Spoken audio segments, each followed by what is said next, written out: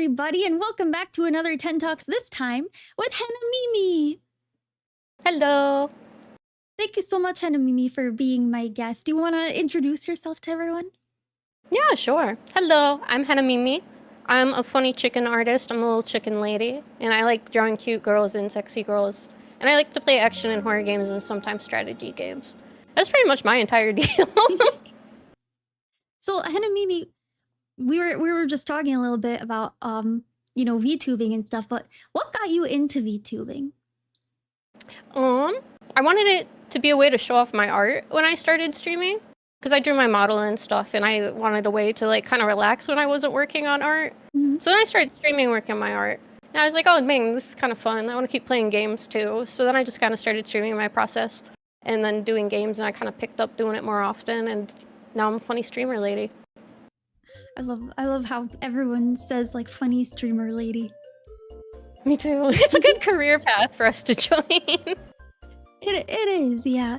So how long have you been doing art for? Because I knew you drew this model, and I've seen some of your other art. Yeah, I've been drawing since I was like 12, but I stopped drawing for a while when I was in college, and I picked it up again around 2018 really consistently. So then I've been drawing freelance as my job since 2018 then. So that's it's 7 years of doing freelance, but I've been drawing for a really long time. Oh, that is a long time.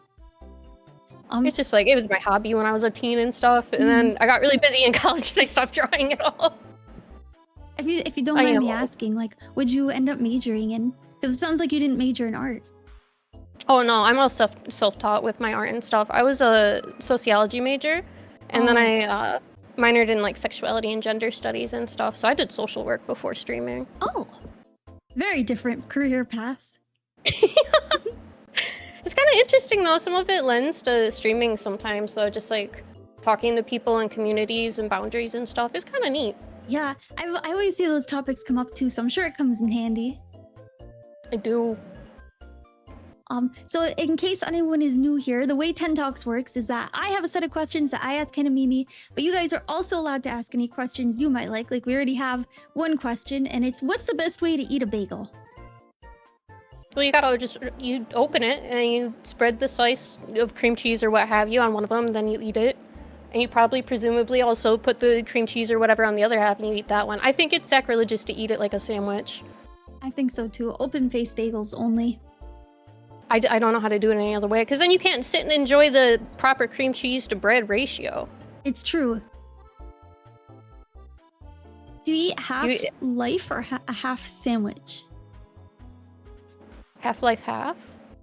What did you write, Sauce? I don't know what this means. Are you asking if you eat the whole bagel at once or you only eat half of the bagel? It depends on the day, though, how much bagel you be eating. Did you how do you eat a bagel? This isn't about me, Corgi. It's a traditional question. We ask every guest how they eat a bagel. Oh, beautiful. Was my answer on the normal end of the spectrum? Yeah, probably one of the most normal answers so far. Is there a graphic? You have a chart? There is a chart. I have to see if I have it. It should be somewhere. Leon, yes, no? What does this mean? I really like Leon from Resident Evil 4. An unhealthy amount. So they're just picking on me. Oh, okay. You could swear, by the way, Henemimi. Oh yeah, you're allowed to swear. I just don't swear. No, I'll try to be polite. If your rules have no swearing, I'll do my best to be a polite lady. I'm definitely probably gonna slip up. No, it's okay. Usually somebody else's rules are different. I try to follow them. We're in the process of picking on her too. What does this mean? What does it mean? It's been 10 seconds. I'm already being bullied. Maybe you have to. I know how it is. No. How do you eat a bagel? Is it not open face? It is open face, but I like to eat the inside of the bagel first and then fill it with cream cheese and then eat the rest of the bagel. So kind of like a bread bowl, but bagel? Yeah. Like full. That's innovative. Cheese. That's honestly innovative. It's not scooping because I eat the inside too. I'm trying to think about how, is it really messy to do that every time? Not really, because you just kind of use your hands. That makes it so much more complicated to eat a bagel. I don't know. To me, it's like easy because so I used to go to sleepaway camp, and every Friday morning they served us bagels, and you had an hour to eat a bagel.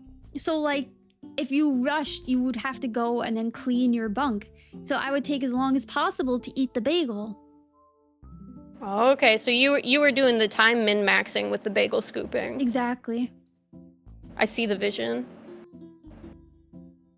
The weirdest thing I do with food unraveling is, you know those like Swiss cake roll things? I think they're like Little Debbie or something. Yeah. They're little chocolate rolls with cream in them. For some reason, when I was a kid, even if I eat them now, I take the top chocolate layer off of it, and then I unravel it, and I eat it a little at a time. And it's really messy, and I've done that my whole life, and it doesn't really make any sense because I don't think it makes it any more enjoyable to eat. I've heard some people who will like strip the Kit Kat of the chocolate and then eat the Kit Kats like that, like layer by layer. That's gore. That's gore of my comfort Kit Kat. My sister does it that way. She's crazy. This is a really funny picture. Can we get a shout out for George who made the picture? I'm glad he did. He heard me describe it and then he drew it, and I was like, oh, this is perfect. This perfectly describes it. I'm kind of obsessed with it. This is really funny. But I eat the inside too. Like none of it goes to waste. Yeah. You're just min-maxing your cream cheese room. Exactly. Like I really like cream cheese. Sometimes I'll just like eat a spoonful of it. I'm not that big of a cream cheese guy. I always put like a little bit on my bagels, but not too much. Do you like other toppings? Like, I know some people eat lox. No, I think that's mostly an East Coast thing. I'm from the Midwest, but I live on the West Coast now, but we never really had lox. Oh, I grew up in Missouri. Oh. St. Louis, Missouri. So I know the Midwest. I was in Michigan. I shouldn't point out where I was, but I was up there. If you ever meet someone from Michigan in real life, we can hold out. If they're from the Lower Peninsula, you can hold your hand out, your right hand, and you can point out where you're from on it. And it always confuses people not from Michigan, so I think it's funny to do. I'm looking at my right hand. I'm not from Michigan, so I don't understand, but I'm still looking. If you have it palm up at your face, that's the entire Lower Peninsula of the state. And then you can just point out like where you're from on it. The Yooper erasure. We don't talk about the UP, it's fine. What is a Yooper? Oh, the Upper Peninsula in Michigan, you call people from there Yoopers. Because there's just a weird rivalry between the two. I do love the Matantic. I know, like, in Wisconsin, they call people cheeseheads. I've never heard of a Yooper before, though. Yerp. The Yoopers be yoopin'. I'm from the Lower Peninsula, though, so it's state... I guess it is kind of state racism. Just a little. How tall is Mimi? You skip really that short. Question if you don't want to answer it. I'm very short. With the ribbon, it's 5 foot. Without the ribbon, you gotta do mental math. Oh, so we're probably close to the same height then. I'm short as heck. I have a really weirdly placed microwave in my kitchen, so I really don't know why they put it here, but I can't reach it, so I had to get a step stool, but I have to get 2 steps on the step stool to be even with it. It's really demonic. Oh no, not one of those. It's really scary. My friends came over the other day. It's the first time they came into my apartment, and they're like, can I see your weird microwave? So then they came in my kitchen and laughed at my microwave, and it's like, I don't have a choice in my microwave, man. Is it like one of those that's above like the stove? Yeah, but rather than it being just above the stove or just above my fridge, it's in the middle of the stove and the fridge, so it's over both of them. That's I so don't weird. know. I don't know why. You just put things on the floor? I mean, I guess you could technically put a microwave on a floor. That seems like a great idea, and not a way I'll set the apartment on fire. Yeah, then the cats can use the microwave. No, it's too comfy and box-shaped for them. They can't hear us. Microwave on the floor is dude tech. That makes sense. It's so funny when you see a picture of like a guy moving into an apartment and all they have is the microwave on the floor and the TV. Yeah. And they might have an uncovered mattress with no sheet on Yes. it, if they're lucky. What is it with men and no sheets? It freaks me out.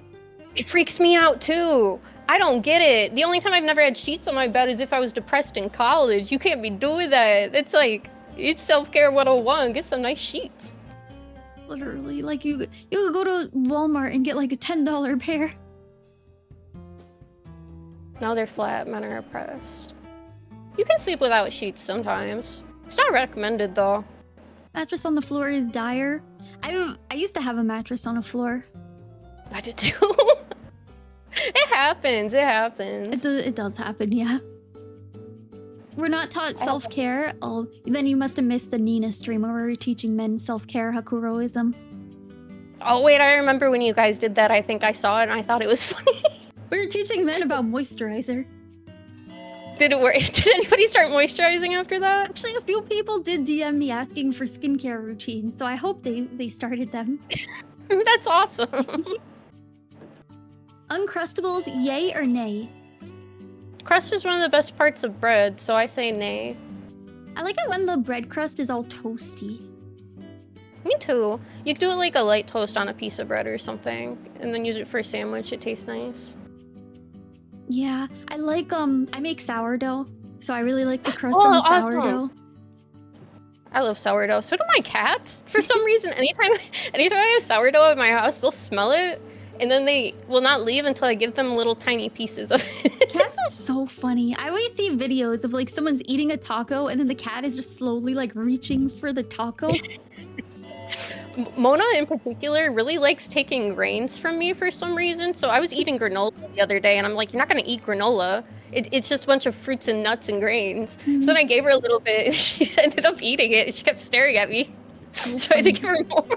Cats are so funny. My dog does that, but with any like cheese flavored product, because my dad will feed her cheese doodles. He'll be in the kitchen and like eating cheese doodles and she'll start jumping up to try to get a cheese doodle and he'll just feed her stuff. Like, no, she can't have cheese doodles. Cats love She mostly anything just, for me. she'll hear the granola bag and she'll like run over to me when I'm eating it. It's so funny. My dog also loves whipped cream. If she hears the can of whipped cream, she comes running. So we call it Stella's whipped cream. Do you give her little like those puppuccinos that like Starbucks and whatever gives dogs where they put a little whipped cream in a cup for them? I put it on her lick mat because she has one of those like licky mats. So I put it on there, but she doesn't like going in the car. I actually can't figure out if she loves or hates the car. Because she'll go in the car and she'll get really excited, and then in the car she'll just spend the entire time like shaking. Aww. So Maybe she wants to enjoy the ride but doesn't know how. when I open the window for her, like she's better about it, but then we get on the highway and it's like I can't have the window open on the highway. Oh, poor baby. She's a stinker. Right, Stella, you stinky. So Just what like got me. you into VTubing? I'm trying to think of how it kind of came together because I do remember when it first started showing up, my friend Frisk was really into VTubers before the pandemic when it was mostly people on YouTube doing skits. So it was like Kizunai and Kaguya Luna and Himehina and stuff. And he did a panel at SakuraCon 2019 and I watched it and I was like, oh, that's pretty cool. So I kind of got into it then a little bit. But then when the live streaming part started and got really big, especially during the pandemic, I was like, I don't know, this is kind of weird. Why are people posting funny about ladies? I was a little weirded out when I saw some of it at first, but then one of my friends was like, yo, no, you should check out Marine Hosho. She's an artist and a weird pervert woman. You would really like her. I love her And then I did music. really like her. Me too. She's good. Some of her original songs are really bangers. She's really, really good. So then I started watching her, and then I got into indie VTubing because of my friend Picky channel. She's very Mimi coded. Yeah, she's Marine Hosho being a weird Fujoshi woman. It lines up. Are there any other VTubers or streamers you look up to / really respect? Oh, a lot of them. I feel like I respect and look up to every single one of my friends. So that's actually kind of hard to answer. I mean, I look up to Nina because she's so good at singing and all of her streams are really fun. I look up to Mint and Hina, Bobina, and how good they are at talking to people. I look up to Grape because she's a really hard worker. I feel like everyone I know I admire in some way. Grape's rigging your new model, right? Yes, she is. She is. I asked if we could have it done for October, so cross your fingers. That's when it should be. I'm excited about it. Fingers and toes crossed. But we've been working on that and talking about that. I drew that one too, but she's doing my rigging this time. I'm really looking forward to it. In terms of like big VTubers though, I feel like Rain was probably the main inspiration for me. And then in terms of like English VTube, like big English HoloLive VTubers, well, my favorite graduated and then they reincarnated. Oh, But no. I love Miss Cecilia Immergreen very much. She's always hardworking and an inspiration. She is very cool, yeah. She also does rigging, right? She does, and she's very talented at it. I know she rigged her newest, or not newest, it was the kimono outfit. Yeah, I thought that was crazy they let her rig it. I thought that was so cool because she did a really good job at it. She did. Her art is so cool too. I love the HoloLive art. I love artists, honestly. I think they're really cool. I also love artists. What a coincidence. We do love Green Woman. Green Woman goods, yeah. Something short joke, ban this man. It's about me for real. Picky is definitely like my biggest inspiration though. I wouldn't have become a VTuber without my friend Picky channel. She doesn't stream as much lately because she's busy with a full-time job, but she's definitely the main reason I got into it because we're longtime artist friends too. And she was always really creative and doing interesting stuff, and it made me realize, you know, streaming can just be you chilling out and hanging out. And then I just kind of went from there. I just started it for fun, and then I ended up really enjoying it. And people watch me for some reason, so I'm still doing it. That's how I feel the same way. Like, who are all you people? Why are you here? They just showed up. It's like you left a little bowl of food out for them, and they walked up like strays. It's true. Why are artists so bad at communicating? That's an interesting question, Farah. Anxiety. That's my only guess. That's probably the best answer. Speaking of bagels, what's your go-to comfort food? Well, that's a good question. I'm trying to not eat pizza as my comfort food because I feel like it's really bad for me, but I do love a good pizza when I'm feeling like... Oh, I just ate pizza today. Yes, what kind did you get? I made sourdough pizza. I have a pizza oven, and then I put it in there. Oh, that's awesome. And I made sauce too. Oh, that sounds really good. I've only done homemade pizza a few times, but I would always just do like the pre-made dough. Hey, that's still good. I made I would just do like cheese and like jalapenos or something. I usually I call myself a pizza purist. I just like the cheese. Oh, you are a purist. Do you ever do like basil on it or anything? I've done basil before, yeah, like a margarita pizza. Yeah. Does Mimi have any scrungly models? Oh, someone redeemed my scrungly. 1 second. No, I just got my regular model. Because they don't like veggies and can't eat meat. I mean, I guess that's kind of true too. Cute! I can just get really tiny for the bit. I think that could be a good bit. Oh, that is a good bit. Yeah, okay. What does a day in the life of Henemimi look like? Oh, that's a good question. I wake up every day and put my shades on so the haters won't blind me.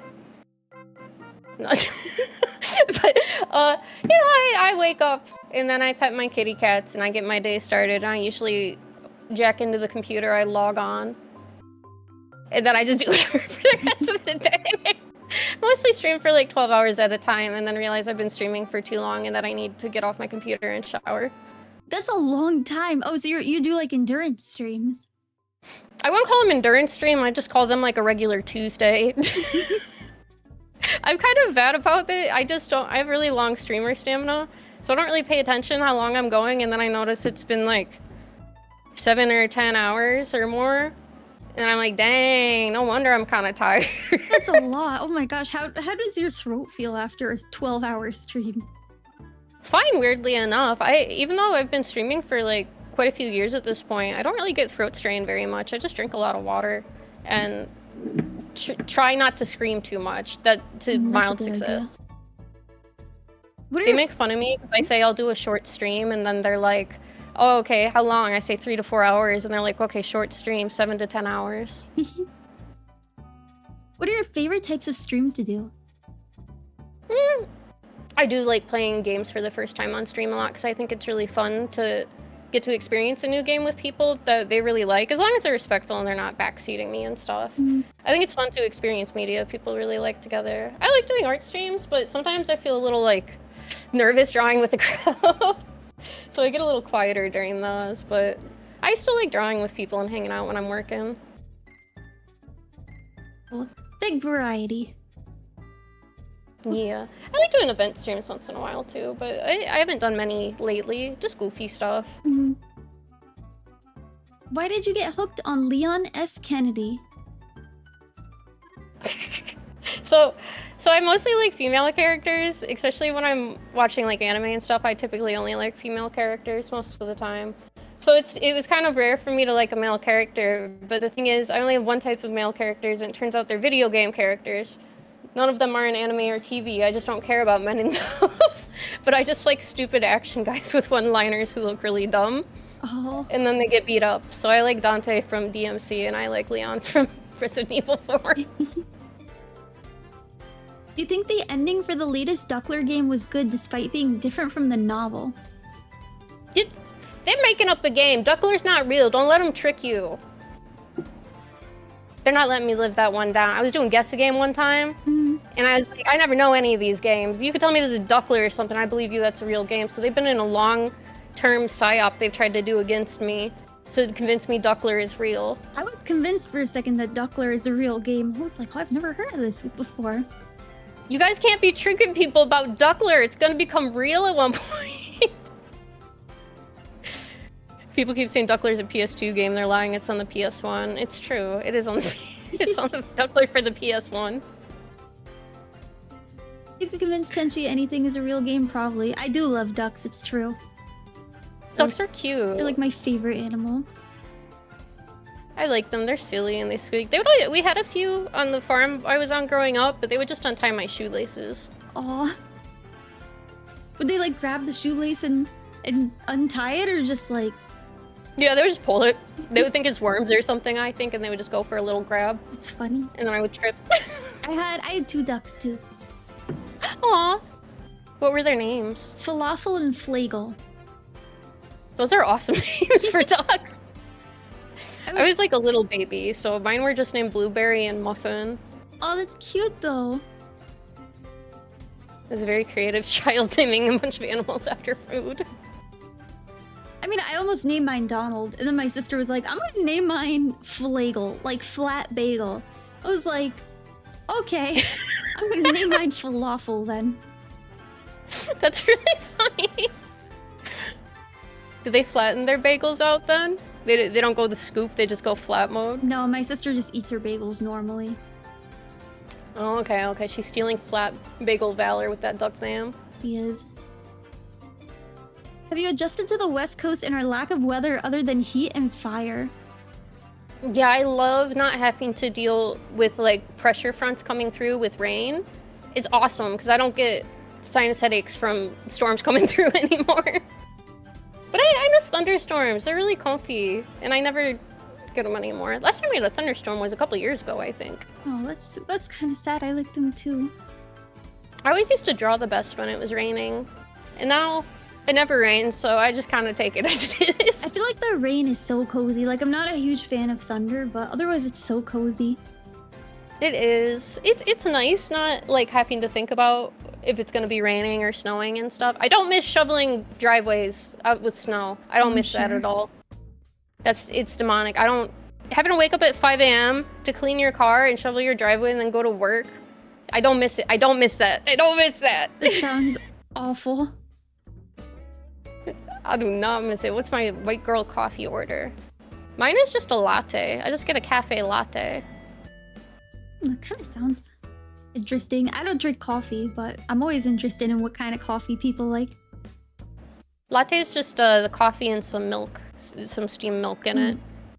So I feel like it's a good baseline when I go to coffee places to see if their coffee's any good. I just get a latte to try out. That's probably a good idea, because then you could see like if it's burnt or not. Yep, if it measures up. I found a new place recently I really like, so I've been happy about it. They just opened up this month. Oh, neat. I feel like whenever I walk into a Starbucks, it smells like burnt coffee. No.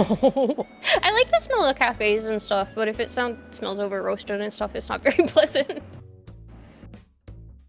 Did you actually play Donkey Kong Country on your PS1? I believe that as a child, and then everybody informed me that Donkey Kong Country was not on the PS1.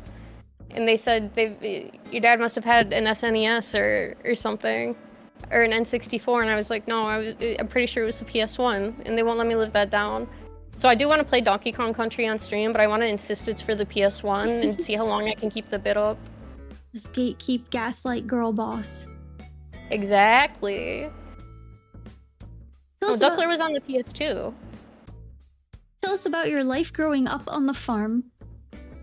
Well, it wasn't that interesting. We had some chickens, and then we had turkeys, and we had a few ducks. It wasn't very much. It was just kind of a small thing. So we had egg hens, and we sold the eggs.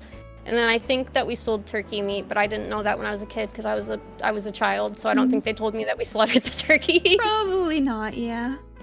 But I just had to help out with like feeding them and stuff, and I hated taking care of the turkeys because they're evil animals and stupid, but chickens are sweet and nice. Unless it's a rooster. Roosters are very rude. I don't care for them. I would have to carry around a metal softball bat with me when I went out because we had a really aggressive rooster, and aggressive roosters will try to like get on your back and claw you with their talons.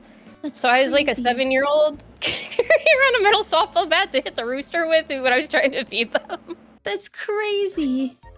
So like I was a little kid, you know, it wasn't actually gonna hurt him very much, but Yeah. I had to carry it with me anyway. Oh my goodness. He was an evil little man. But hens are really nice. We had one really sweet hen. I think we just named her Mama. It was pretty simple, but she would respond to commands and come up to you and stuff and let you hold her, and she would make cute little clucking noises. Oh. Is that what like partly what inspired your design? Being a hen? Oh yeah. I've always just really liked chickens. I think they're really cute. They're just funny little guys. They're kind of dumb, but they like to take dirts in the bath, and they're fluffy, and they make cute little noises.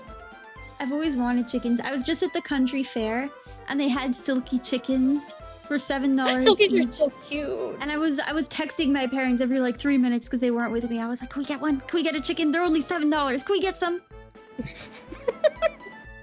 What? Them so bad. I'm assuming they said no. They said we'll talk about it. No. Yeah, it's a That's no. the nail in the coffin. Yeah.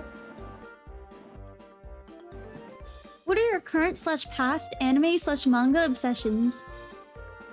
Oh, a lot. I've always been a really long time anime game fan and manga fan. My first manga I got really into when I was younger is Full Metal Alchemist was my first manga, and one that really got me to draw a lot.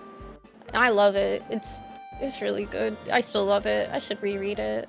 In terms of current manga, what have I read lately that I really liked? I'm trying to remember now. What did I just read recently that I really enjoyed? I read Hoseki no Kuni somewhat recently. I love Hoseki no Kuni. It was really good. I sat and read it all at once. I've only met like one other person who's ever read it. It's so good. Oh, really? Mhm. I really enjoyed all of the art in it because of the way composition and space was used to convey a lot with a little. I thought that was really cool about it. I think it's really clever too, yeah. It's really beautifully drawn. Oh yeah, I read a rom-com called Noah Senpai is My Friend too. I haven't Because, heard of that one. Her personality is really similar to mine, and it's kind of scary. So they love to post screen caps from the manga and say, wow, it's literally her. Who was your favorite gem? I like Daya a lot, but I also like Foes a lot too. They're a really interesting character. I love Daya. She's my favorite.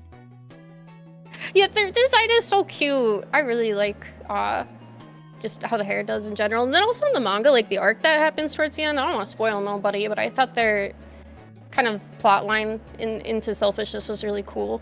I thought so too. Oh my goodness. The whole thing was so clever. It was. And I really kind of wish I had read it as it was publishing like everybody else, but it also sounds like it was a really long wait between chapters. It kind of was like the wait from like the start of the final arc to the actual end of it was like 2 years. Yeah, because they were waiting for the comet to pass, right? Yeah.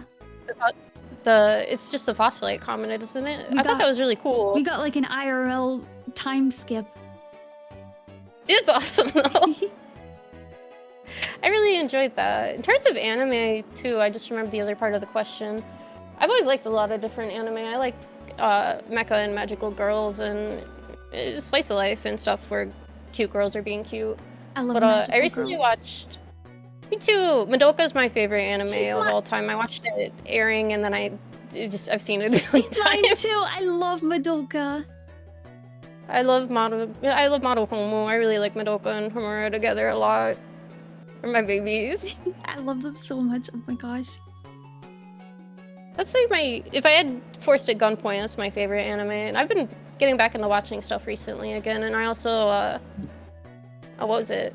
I watched something from last season called Apocalypse Hotel, and it was really, really good. I loved it a lot. Oh, I've heard good things about that. I'm forcing my friend to watch Apothecary Diaries right now. Oh, I just finished watching that. I binged all of it in like a few days. It's good. It's so cute. I really like it. I love Mao Mao. I love her too. I love when they draw her as like a cat. I think it's so funny. She's Mao Mao Mao Meow Meow. Yeah. She's so cute. I like how intelligent they make her too, because I think normally characters like that where they can solve everything right away, it could be kind of boring, but the way she goes about it and the way they frame it is really nice. And I also really like Aoyuki. She's one of my favorite voice actresses. I don't keep tabs on like voice actresses, but I'm at the point now where I can recognize people. The only one I can like know the name of is Bryce Papenbrook. Oh, do you mostly watch English dubs and stuff then? Only with my family because they only watch English dubs. So if they want to watch an anime together, I'll put on the English. But otherwise, I watch in sub. That's cute though. My family would never watch with me. My family likes anime. My parents are big nerds. Oh, that's awesome. My mom just likes birds. Is it difficult managing a sun allergy while living in a desert city that is an affront to God and his creation? Those are all true statements. Well, having a sun allergy anywhere sucks, but it definitely kind of sucks here in the summertime the most. I just bought an umbrella, a parasol rather, for sun protection when I go out, and it actually helped a lot. My arms broke out less. I was happy. But I break out in hives when I'm exposed to the sun for even like 5 minutes. Oh, it just is worse in the horrible. summer.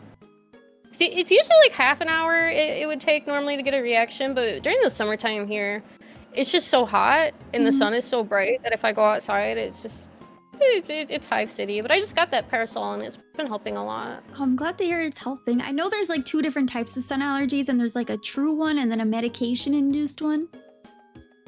Yeah, I think mine's true, because I went when I was like 16. I'm like, hey, when I'm outside, I start getting really bad hives on my arm. And they're like, oh, you're allergic to the sun. And I asked, can you do anything for that? And they said, no, just expose yourself to the sun more. And it doesn't do anything. They're like, sit in the shade. No, it still happens. I still get a reaction. That's crazy. And it's just been like that for over a decade.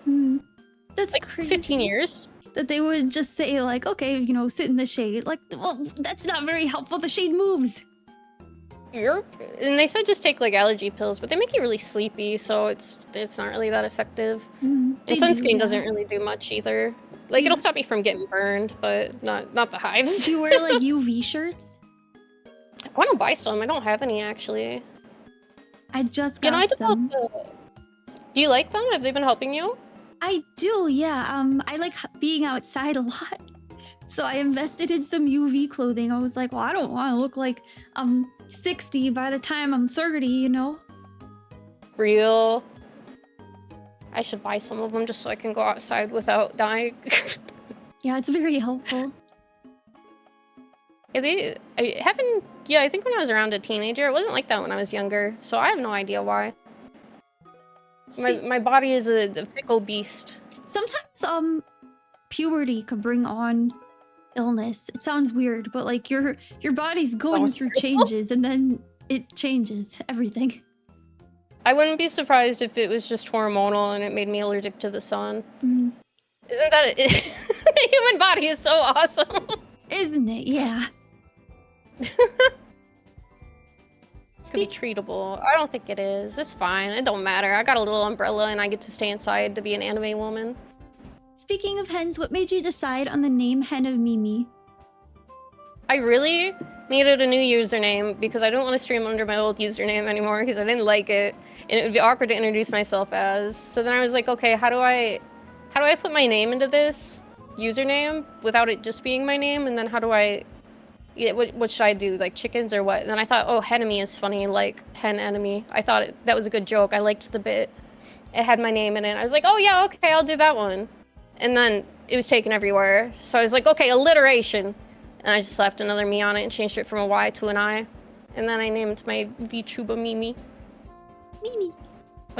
Was it more cringe than Sonic OC's? No, it was just inappropriate for Twitch.com. Mm-hmm. I just had a cuss word in it, so you can't make your username that. Yeah. Because it was just a joke username I used for art and stuff before, so I didn't expect to have it as a platform or like a way to identify myself, really. So I switched it up a little bit when I started doing VTubing. That makes sense. Does chat room get mad when you use their full government name? Yeah, they hate when I call them chat room because they know they're in trouble and I'm gonna take away dinner for the night. Oh no. Especially no dessert. No dessert, no kibble, they don't get anything. No girl feed. No girl feed. Since you like FMA, are you reading Arakawa's latest work, Yomi no Tsugai, which currently has an animation adaptation by Bones Films in development? I haven't yet, but I heard it was pretty good. I did hear it was going to get a new anime, because she did Silver Spoon before that, which I still haven't gotten around to reading. But I heard the new one is actually pretty similar to FMA, and some of the way it's structured is what somebody told me. I want to read it. I heard it's good.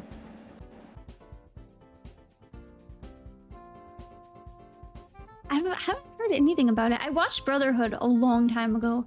I don't remember most of it. I remember the messed up part with the dog.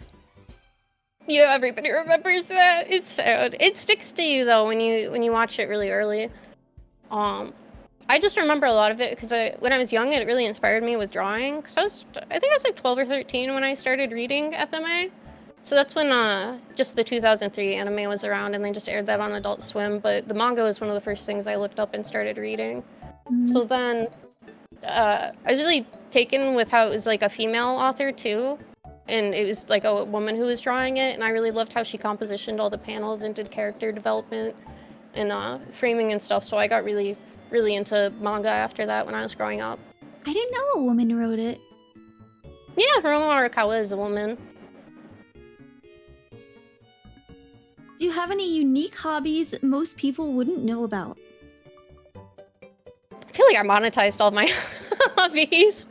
So I think most people do know what my hobbies are. I'm trying to think of something I might not mention very much, but a lot of my stuff I do on stream because I watch a lot of films and anime and manga. I play a lot of games. I do Gunpla and stuff. I don't really have time for much else. I used to do cosplay sometimes. I probably won't ever do it again, but that was fun sometimes. It's so much money for how little you end up wearing the cosplay. I completely understand. I used to be a pro cosplayer. You were a pro cosplayer? That's Yeah. awesome, though. It was a lot of money for a very little time in a cosplay. That's how it feels. It's like I don't got the energy for it anymore. I'm not 20 anymore. I don't have time. I was styling a wig today, and it was like the first time in a long time. I was like, oh, I'm actually having fun with this again. Oh, I'm glad you were having fun with it though, because it can feel kind of draining if you were doing it a lot and had a lot of, pressure on you before and whatever. And you take a little break. There go was back. a lot of pressure to debut something new, like every month. Yeah. And especially when new things came out and they were popular. Like I remember when Oshinoko came out. It was basically just like a race to see who could cosplay her first. I was like, oh, I don't even like this anime that much, but it's so popular right now. I'm just gonna throw together a closet cosplay. And because I was like one of the first to cosplay it, it was just like super popular on TikTok. Oh, TikTok cosplay scene must be really different too. I can't download TikTok because I think it'll suck me into an evil vortex where I won't be able to tab out of it because I keep watching. Don't download it. I've been strong for a while now, so I will continue trying to be a strong lady. There's nothing on there worth watching, trust me. Nothing you can't Google on your own. On a similar note, if you had more time/money, are there any hobbies you'd really like to get into? I would like to get into photography with like a fancy camera. I think that sounds fun. I would enjoy that a lot. Or doing like more hiking and stuff. I did a little bit of hiking and I really enjoyed it. And then it got really hot out and I didn't do any more hiking. And then I moved, so I didn't hike for a while. Aww. I would really like to try to maybe go back to that a little more if I had more time. I love photography and hiking. It was taking pictures with my phone is fun, but my mom's got a fancy camera because she likes to go birding. Mm. And so when I was looking at her doing some shots, I was like, man, I kind of want a nice camera, but I can't justify it right now. I'm curious what kind of camera she has, if you know. I think it's a DSLR, but I'm not sure what the exact model is. Mm-hmm. I'm a little bit of a photography nerd, so sometimes I rant to my chat about cameras and focal lengths and stuff. That's awesome, though. There's so much to it, because my mom didn't have hobbies much when I was growing up, but then when I moved out for college, she's like, okay, I'm gonna buy a camera and get really into birds. And I was like, you know what, Mom, you do that. And she's really improved since then. She's gotten some really beautiful shots and she frames them and stuff. Oh, that's wonderful. I'm like trying to guess in my mind because I know which camera is the best for, or some of the best for birding, and it's usually micro four thirds sensor because of the crop sensor.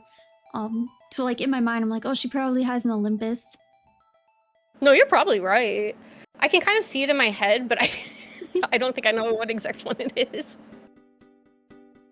I've like for reference, I have a Canon and I love it.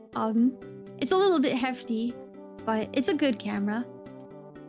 Is it just heavy because of like the modes and stuff it has on it? No, Canons just tend to be larger frame cameras because the bigger the sensor, the bigger the camera. So like that's why micro four thirds sensors are smaller, so they can have them on smaller bodied cameras. And then there's like a crop sensor, and then you have full frames, and Canon mostly makes full frames. Oh, interesting. You stop drugging chat and keeping us vegetables. That is an interesting question. I got obsessed with the shorts video that I got like pulled into the other day because I was trying to you know, be productive and normal, but I opened YouTube and I never click on shorts in the same way that TikToks. I don't trust them. I know I'll get sucked into it. And I wasted 3 hours, but I found one video that I couldn't stop watching. It was this fella, and he's got some kind of health condition, so he's disabled, but he has one of those TTSs that he can type with his eyes. Mm-hmm. And him and his brother were following his mom around in like Sam's Club or something, and he just kept saying, she drugs me. She drugs me to keep me a vegetable, and they were just messing with their mom, following her through a store, and they're like, Mom, are you stealing? Are you stealing, Mom? It made me laugh really hard. Oh my gosh. And then I started stimming that way vocally to my chat. Oh no. So I just kept saying, she drugs me? She drugs me to keep me a vegetable? I don't want to be a vegetable anymore. So that's what I've been sounding like for the past 5 days. Oh, I was so curious about it. Like, what do they mean? I keep saying that I'm drugging them and keeping them Chorbs, which is my chat mascot. Oh, do you have a picture of Chorbs? Yeah, they just posted one of the emotes. Oh, I can get the one out that I put on my head too as an item sometimes. Yeah, post the emotes. Good job, guys. Did you know Tenshi scammed a tour group into a free trip to Japan to be a photographer? That's not a real question, Farah. That sounds awesome. Yeah, put on my head. Well, I got it on my noggin now. I made him too fat, though. Oh, he's so cute. No, I love him. You guys gotta... You guys are chonky today. I made it the same size as my head. Can you zoom in and show Shishi? Oh, should we make ourselves bigger again? Yep. I wanted to match the whimsy nature of your other model. Yeah, we have Round Bird as well. This is Shishi. Cute! Oh, Penguin is a cute mascot. He's a Shima Inaga. Is that a particular kind? Yeah, it's a Japanese long-tailed bird. Oh, cute! That's why his name's Shishi, because it's Tenshi and Shima. Cute, cute, cute. Bird-to-bird communication. Mm. They're very... I gotta make mine smaller. I made them too big on my noggin. Shishi's too fat to be on her head, true. What? He is very orb. I keep hitting the wrong lock button. Okay, I got it. Hi, George. Does the Chorbs get turned into things like Shishi does? Did Shishi transform? No, I have a pair of Shishi slippers, and chat thinks I skinned him to make them, but they don't realize that they're just shaped like him. No, don't skin him! Don't skin Shishi! I'm not kidding, Shishi. They just keep insisting that I did. I have made it so the Chorbs are indestructible, so I have the most abusable mascot in history. So they can't die, but you can kind of do whatever at them. If you throw them at a wall, they make a squeaky noise and bounce around. Oh no. Shishi's a violent and evil little man. It's true. He thinks he's the head of the bird mafia. F to doubt. Oh, he also, yeah, he gets shot from a cannon too. Thank you for cheering one bit, Tenshi Farah. shoots Shishi from a cannon. I thought it would be really funny. I was like, you know that Muppets bit where Gonzo shoots himself out of a cannon? I was like, what if that was Shishi? Oh, and that's your no T for the cheers. That's cute. That's a good idea. I should launch Chorbs out of a cannon, like a t-shirt cannonball thing. Corky, thank Just you for pelt cheering people with one them. bit. Oh, like the t-shirt thing at like baseball Yeah, games. the giveaways. Yeah. I watched somebody get pelted by one of those one time. It was just a t-shirt, but it was funny. I was at a Cardinals game once, and they had the t-shirt cannon. I watched the lady get hit in the face. It was so funny. She was like eating a hot dog, and all of a sudden there was a t-shirt in her face. No! Yeah, it was so funny. Free t-shirt with your side of hot dog. If you could have any one source of transportation from any media, what would it be? I.e. Chocobo, Kintoon, or Transporter? It would be nice to have something that instantly transports you, but I feel like that's the boring answer. Because if I got to own a chocobo, that's a giant chorb to me. It's the bird horse. I would absolutely get a chocobo, even if they probably smell bad. They probably smell like a chicken and a horse. Yeah, so it would be pretty awful if you don't keep up their pet. What about sky bison? Oh, sky bison are cute. They are cute. I haven't thought about Avatar: The Last Airbender in a long time. What are you doing? Mona, stop. Sorry, my cat was getting into something. She's No, mad it's I'm talking to the computer. She's like, So she went under my desk pay to get into attention to me. trouble. Don't talk to all the people on the computer. She hates the computer people. She thinks they're evil. Aw, because they take her mom away. Literally, she can't stand it. Aw. She still has an hour for dinner, so I think she's just being a brat. Oh, my dog does the same thing. As soon as it gets to like the 30-minute mark, she's like staring at me.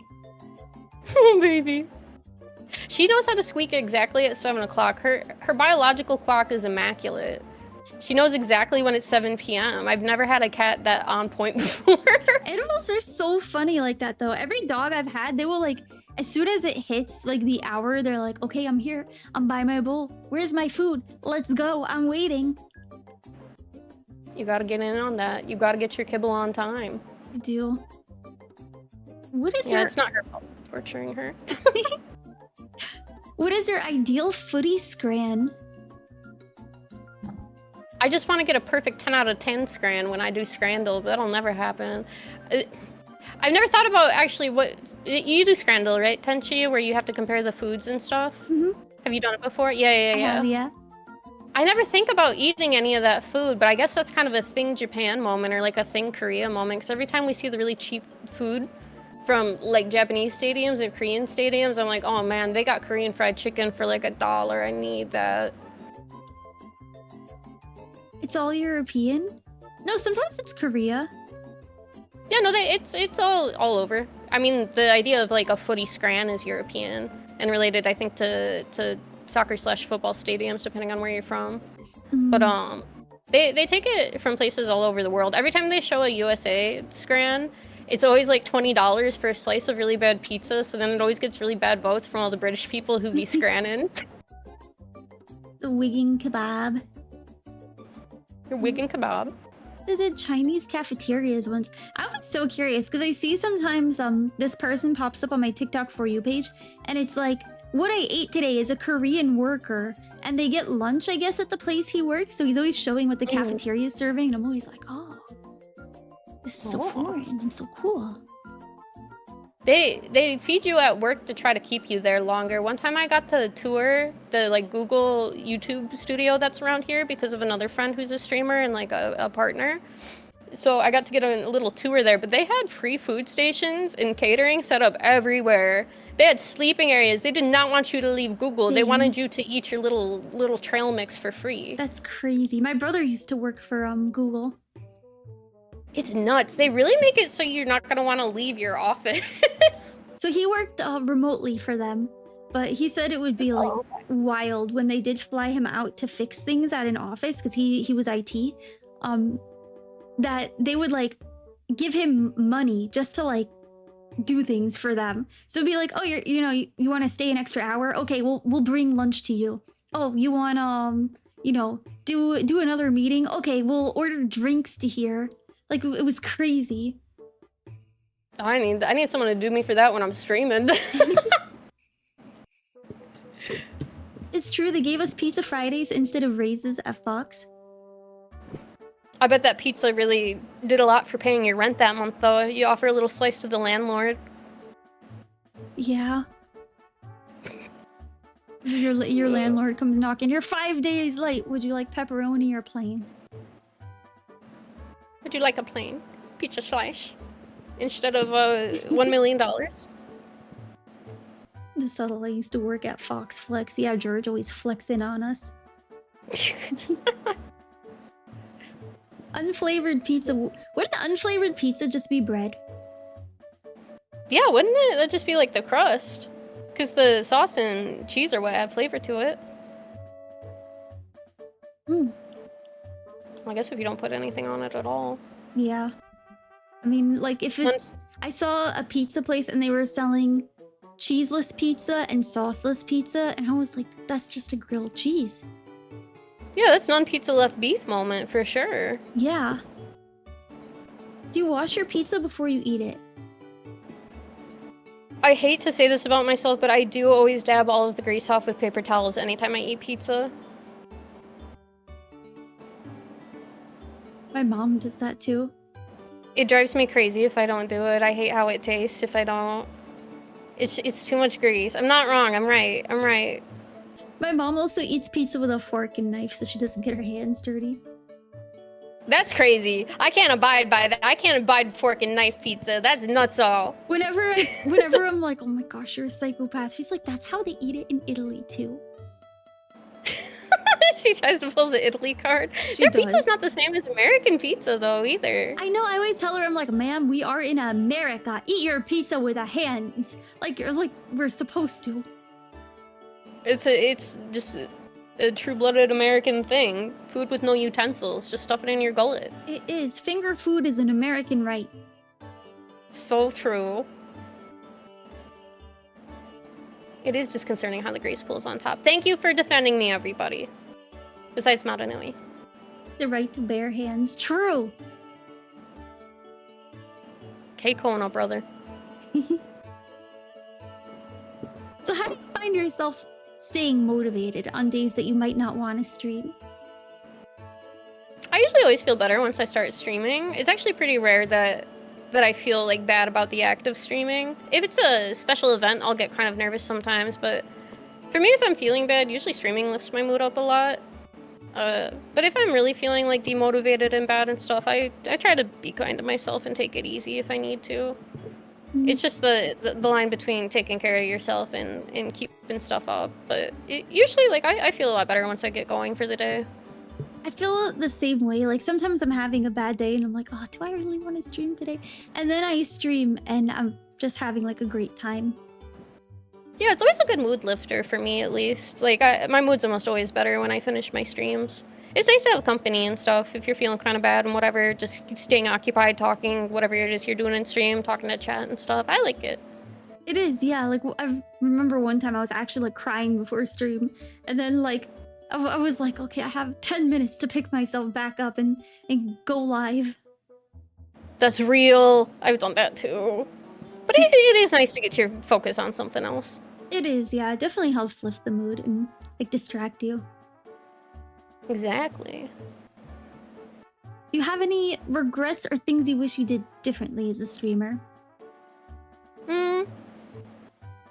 Sometimes I do wish I started a whole new account rather than using the social media account I've used for years. But not because of privacy reasons. Part of the reason I just used my accounts was because my art style is really recognizable. So people would have figured out it was me in 5 seconds. So I was like, there's no point. But I think it maybe would have been a good idea not to combine my accounts sometimes, just so I had one that's just for like following other VTubers and stuff. And it's too late for that now because it's been like 3 or 4 years. So, you know, I've just gotten over it. But that's honestly really the main thing. I'm pretty happy with how I do most things. I wish I would have fixed my audio setup earlier because my my filters were balanced kind of weirdly, but I don't really like regret too much about streaming. I just kind of wish maybe I would have separated my accounts a little more, and that's it. I think that's good. Like not having a lot of regrets. Yeah, and streaming should be fun. It shouldn't be something you're stressing about all the time or thinking like, well, this is garbage. I gotta do better. I mean, you should be a little self-critical, because improvement is always nice. But Yeah. you can't like focus on your bad streams and stuff. You just gotta use that to make better streams after, I think. Exactly, yeah. If you started your streaming career over, what would you do differently in your first 6 months? Oh, that's an interesting question. I feel like I didn't start it the same way as everyone else because I started streaming just with a mic in 2019 for a little bit. So I made my Twitch account before VTubing was like a big thing. And I just streamed like Dark Souls and Bloodborne, and I started DS3. And then I forgot about streaming. And then 2020, and the lockdown came around. My birthday was right when lockdown started. So I was like, oh man, this stinks. Oh, and I didn't no. want to have a COVID birthday, so I streamed. And then I slowly started doing it. I didn't have like a debut or anything. I actually just streamed with a PNG for a year. So I guess if I had to redo stuff, it might have been nice to just start out all at once and gotten like the hype or whatever around model reveals. But I'm happy I put a lot of time into it first to see if I liked streaming before doing that kind of thing and like blowing a lot of money. But I'm always a little jealous of people who have these big debuts where they got all their stuff ready and they just get in it. So I just piecing stuff together slowly over time. I mean, I think it is nice and kind of important to figure out if you even like streaming before investing a lot into it. It makes me sad when I see people who spent a lot on their models and then they realize they didn't enjoy streaming and they just stop. And I'm like, I just feel bad for them. It's so much money to invest. It's good to learn if you like it first, but I think being able to do like a big blowout celebration to start out would have been kind of fun. I'm always a little jealous of people who got to have big debuts like that. I always think it's interesting when someone like comes out of nowhere and they're just spending a ton of money on it, because I've seen quite a few people that do that. Oh, same. I just assumed they have like a normie job that they had money saved up for it or something. Part of the reason I drew all my stuff is because, it saves money. Yeah, it's smart. Sometimes I'm like, oh, I wish I was an artist so I could draw all my own models. It takes so long. I don't think I'm built for being like a model drawer because I get really perfectionist and I take a really long time. But I made my new model hoping I don't have to remake it and can just draw new outfits on it. So my goal is not having to draw a new model for like a million years once I have the new one. How does it feel knowing that your Chorb audience is comprised of masochists who desire insults and abuse? What? Wait, where's that question? How does it feel knowing your Chorb audience is comprised of masochists who desire insults and abuse? I've accepted it. I've accepted what my fate is. It's my natural personality. I've had to get over it.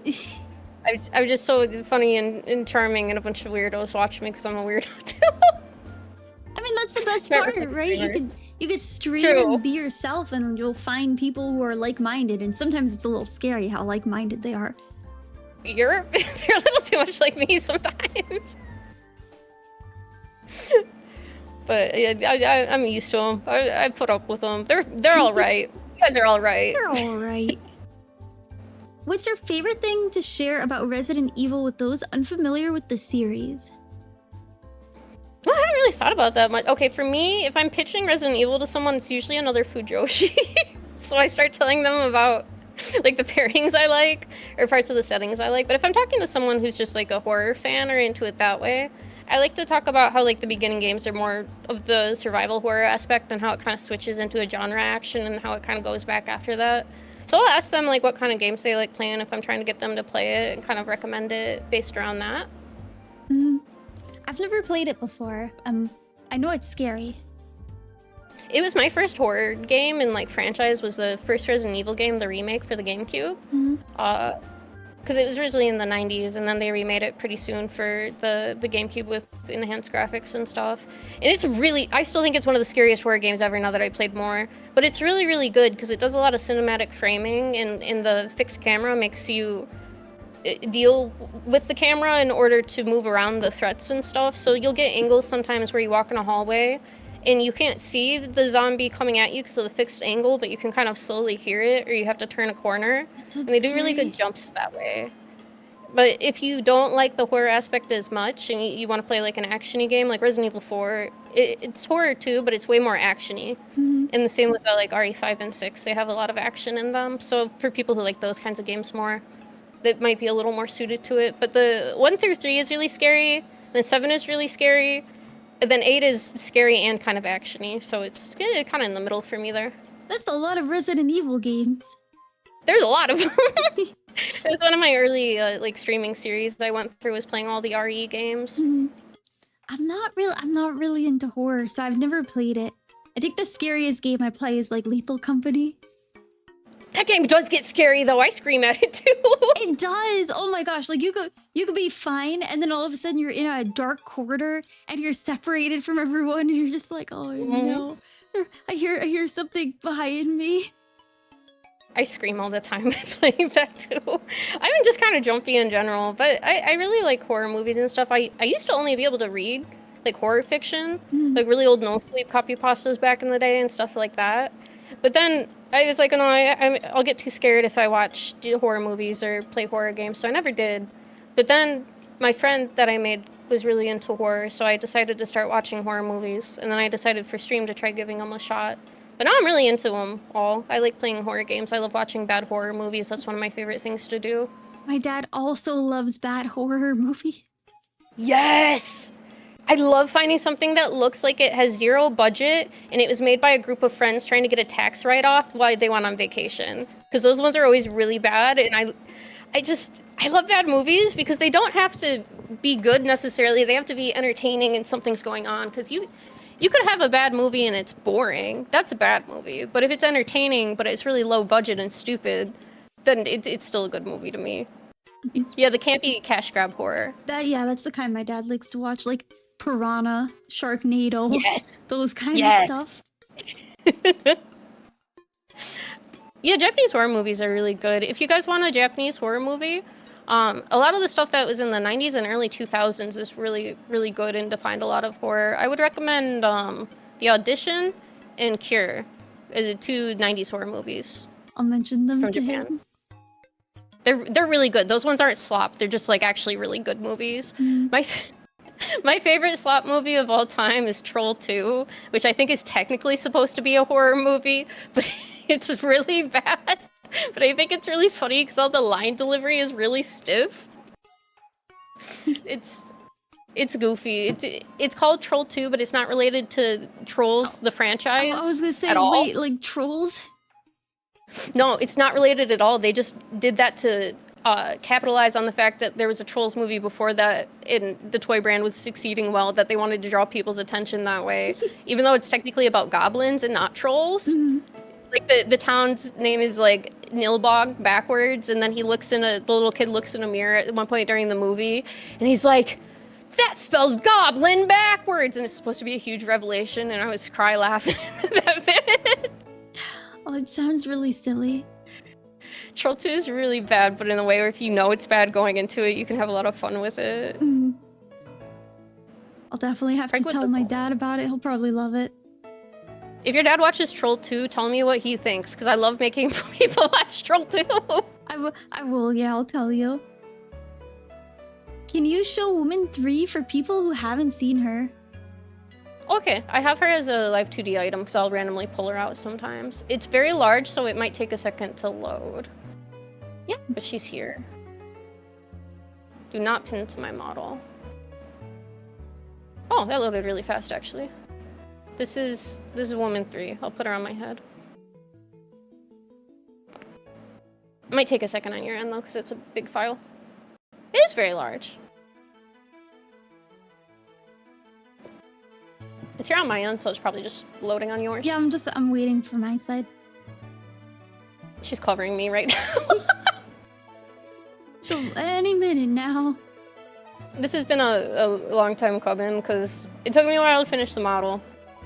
And then Grape's been busy, so it's taken her a while to work on it, because she's working full-time and stuff, too, on top of everything with streaming. But she's very kindly doing an awesome job on it, and I'm very excited. Because I'm leaning into my horror theme a little more, and I wanted just like a casual, comfy outfit. There she is. So I tried to draw her like a survival horror kind of outfit, or like a 90s horror movie girl. So I wanted it to be comfy, and then I'll have like an option where it looks ripped and stuff. The shading is super different from this one. Yeah, I tried to think about how the models like sit and render and stuff and move around. So I wanted it to look good from every angle and stuff when I am moving, and I feel like I recognized some stuff from my current model that I wasn't very happy with.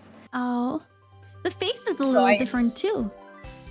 Yeah, I made it a little more rounded, and the default looks kind of at an angle, but Grape has it, so it doesn't look as angled as much. But when I drew it, it was kind of that way. But I think she looks a lot more like how I draw her in my illustrations now, compared to when I first made this model, because I first worked on this model in 2021, and then I added a new outfit on it, and I've just been using that the whole time.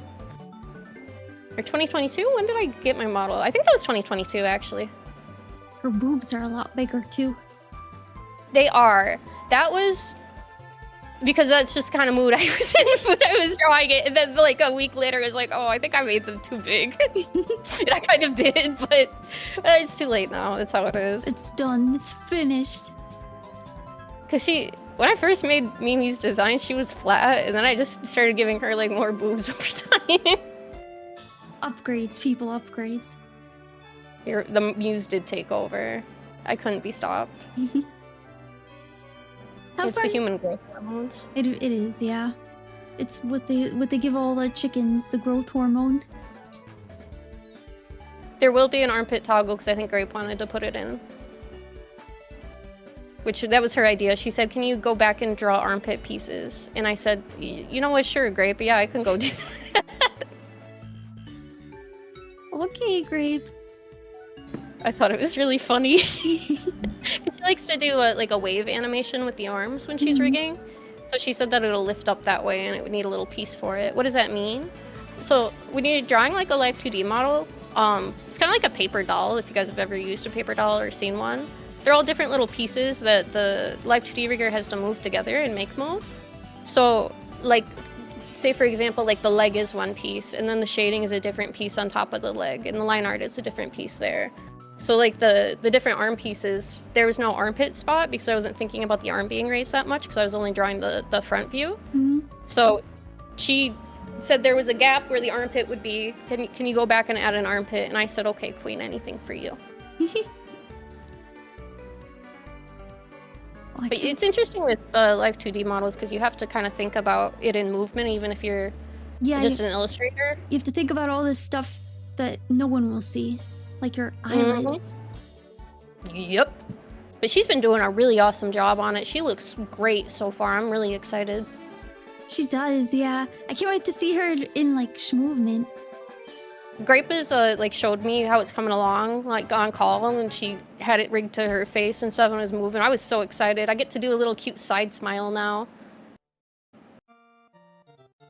How far into Monster Hunter Worlds did you get? Did you play Wilds? I got to Iceborne when I was playing World, and I was really enjoying it, but then I think everyone who was playing with me got a little burnt out and wanted to wait for Wilds. So I have played a decent amount of Wilds. I think I put like, I think the first week it came out, I put like 100 hours into it or something. And then I kind of took a little bit of a break. I want to go back to playing it though, I really enjoy it. I haven't done any of the, since the last update I haven't played much at all, but I like using the hammer. I like the great sword. Awesome. I want to learn how to use the great sword eventually. It's fun. It's like, I'm told it's like hammer, but with more like weight to it, I guess.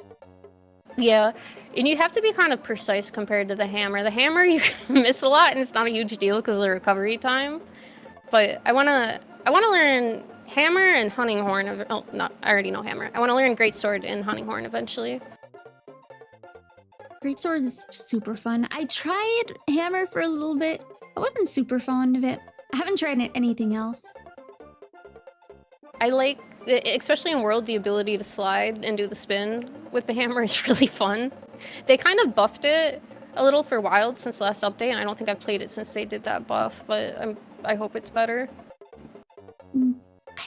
I have heard hunting horns for insane people. Yeah, well, I know a few people who do hunting horn, and I can confirm most of them are insane. Yep. I think Moriko offered to teach it to me at one point, and I was like, that tells me everything to know. I think she does horn or hammer, right? Yeah, because she was excited that I was maining the hammer when I first started.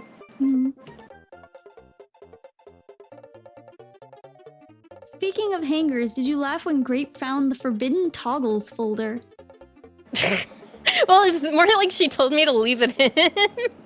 Because, okay, when I had to figure out how to draw the boobies, I had to just put in like where the nipples would be so I know how to shade like the breast meat, because I'm thinking about it from like an anatomy point of view. And I wanted to get the shape right, so I kind of had to know where they were. So I rendered like one, and I was like, oh, okay, this looks right. But I didn't delete it because she said she wanted me to keep them in instead of delete them, and I was like, yeah, that's fine. She said she wanted to practice. But then she comes back to me and she's like, I still want to do these. Can you render them really nicely? And I said, okay, sure. So then I had to go back and render them for her. And then I gave them back, and I told her, Grape, I'm not going to use this ever. There's no situation in which I'll be using the model this way. And she's like, I just want to do it. I was like, okay, thanks. Thank you, Grape. Very cool. Thank you, Grape. She's just trying to push the envelope on what she can do. Yeah. Have you thought about learning to rig as well? So I originally tried to learn rigging when I was making my first model, and there weren't that many tutorials out there, and it was making me insane trying to figure it out. Like, it wasn't clicking with my brain very well. And at this point, I do not care to learn it because it's archaic and complicated and an evil, evil program. It is. So that's why I'm happy to give my friend financial compensation to do it for me. I agree. I tried to learn rigging, and I was like, oh no, there's too many numbers in this. My brain couldn't comprehend it. Like, I can understand how to make a model really well, but I just, with the information that was available when I was trying to learn to rig, it was really hard for me to parse, and a lot of it was people talking between each other learning still at that point. Yeah. So I'm sure there's a lot more tutorials and stuff nowadays and how to do things, but at least then it was harder to approach. And now at this point, with what time will I have learned like 2D rigging? There's a lot to it. Yeah, it's like graphing where everything has to move together too. Like when I move, my wings move, my hair moves, my eyes move. You have to make sure it's all in coordination. Yeah, no, the amount of work that goes into it is so crazy. And Yes. I feel bad for Grape because I put so much detail in my model that she has to do a ton of stuff with it too. She's fighting a very difficult battle, but she's winning and then some. It'd be nice to make your own adjustments, but it's a lot of time to learn how. I mean, thankfully in VTube Studio, you could also just make like a lot of adjustments. Oh, I think your mic might have cut out on my end. Oh, that's weird. I was just saying in VTube Studio, you could make a lot of adjustments too, like manually. Oh yeah, they added that I think like a year or two ago, where we could add a lot of those ourselves. Because you used to have to do it in Live 2D, where you would set the facial expressions and stuff that people would want to use, and then you had to set it as a rig toggle and stuff. But you can just do it yourself now.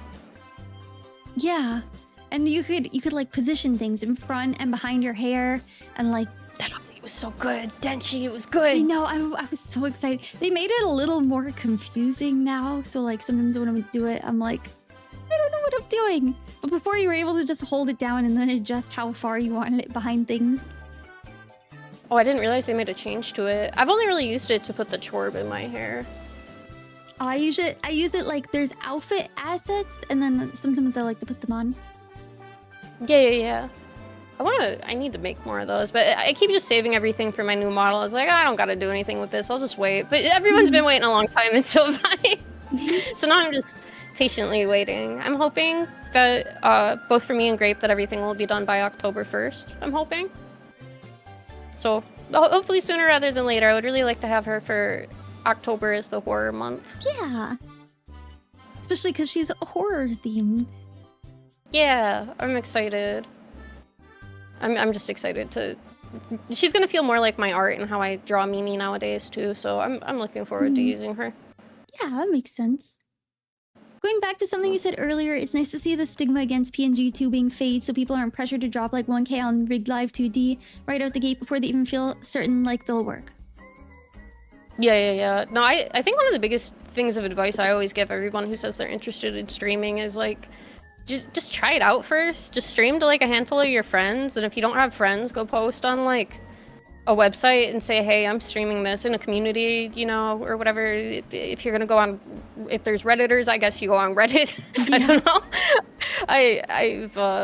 I had a social network before I started streaming, so for me it wasn't as hard as I think a lot of other people, because I already had a huge network from being an artist and stuff, so I had people showing up early on for me. But if you're starting just by yourself, you know, asking friends to hang out with you for a little bit and just use a reactive image, try streaming out, and get comfortable with it is like the best thing you can do.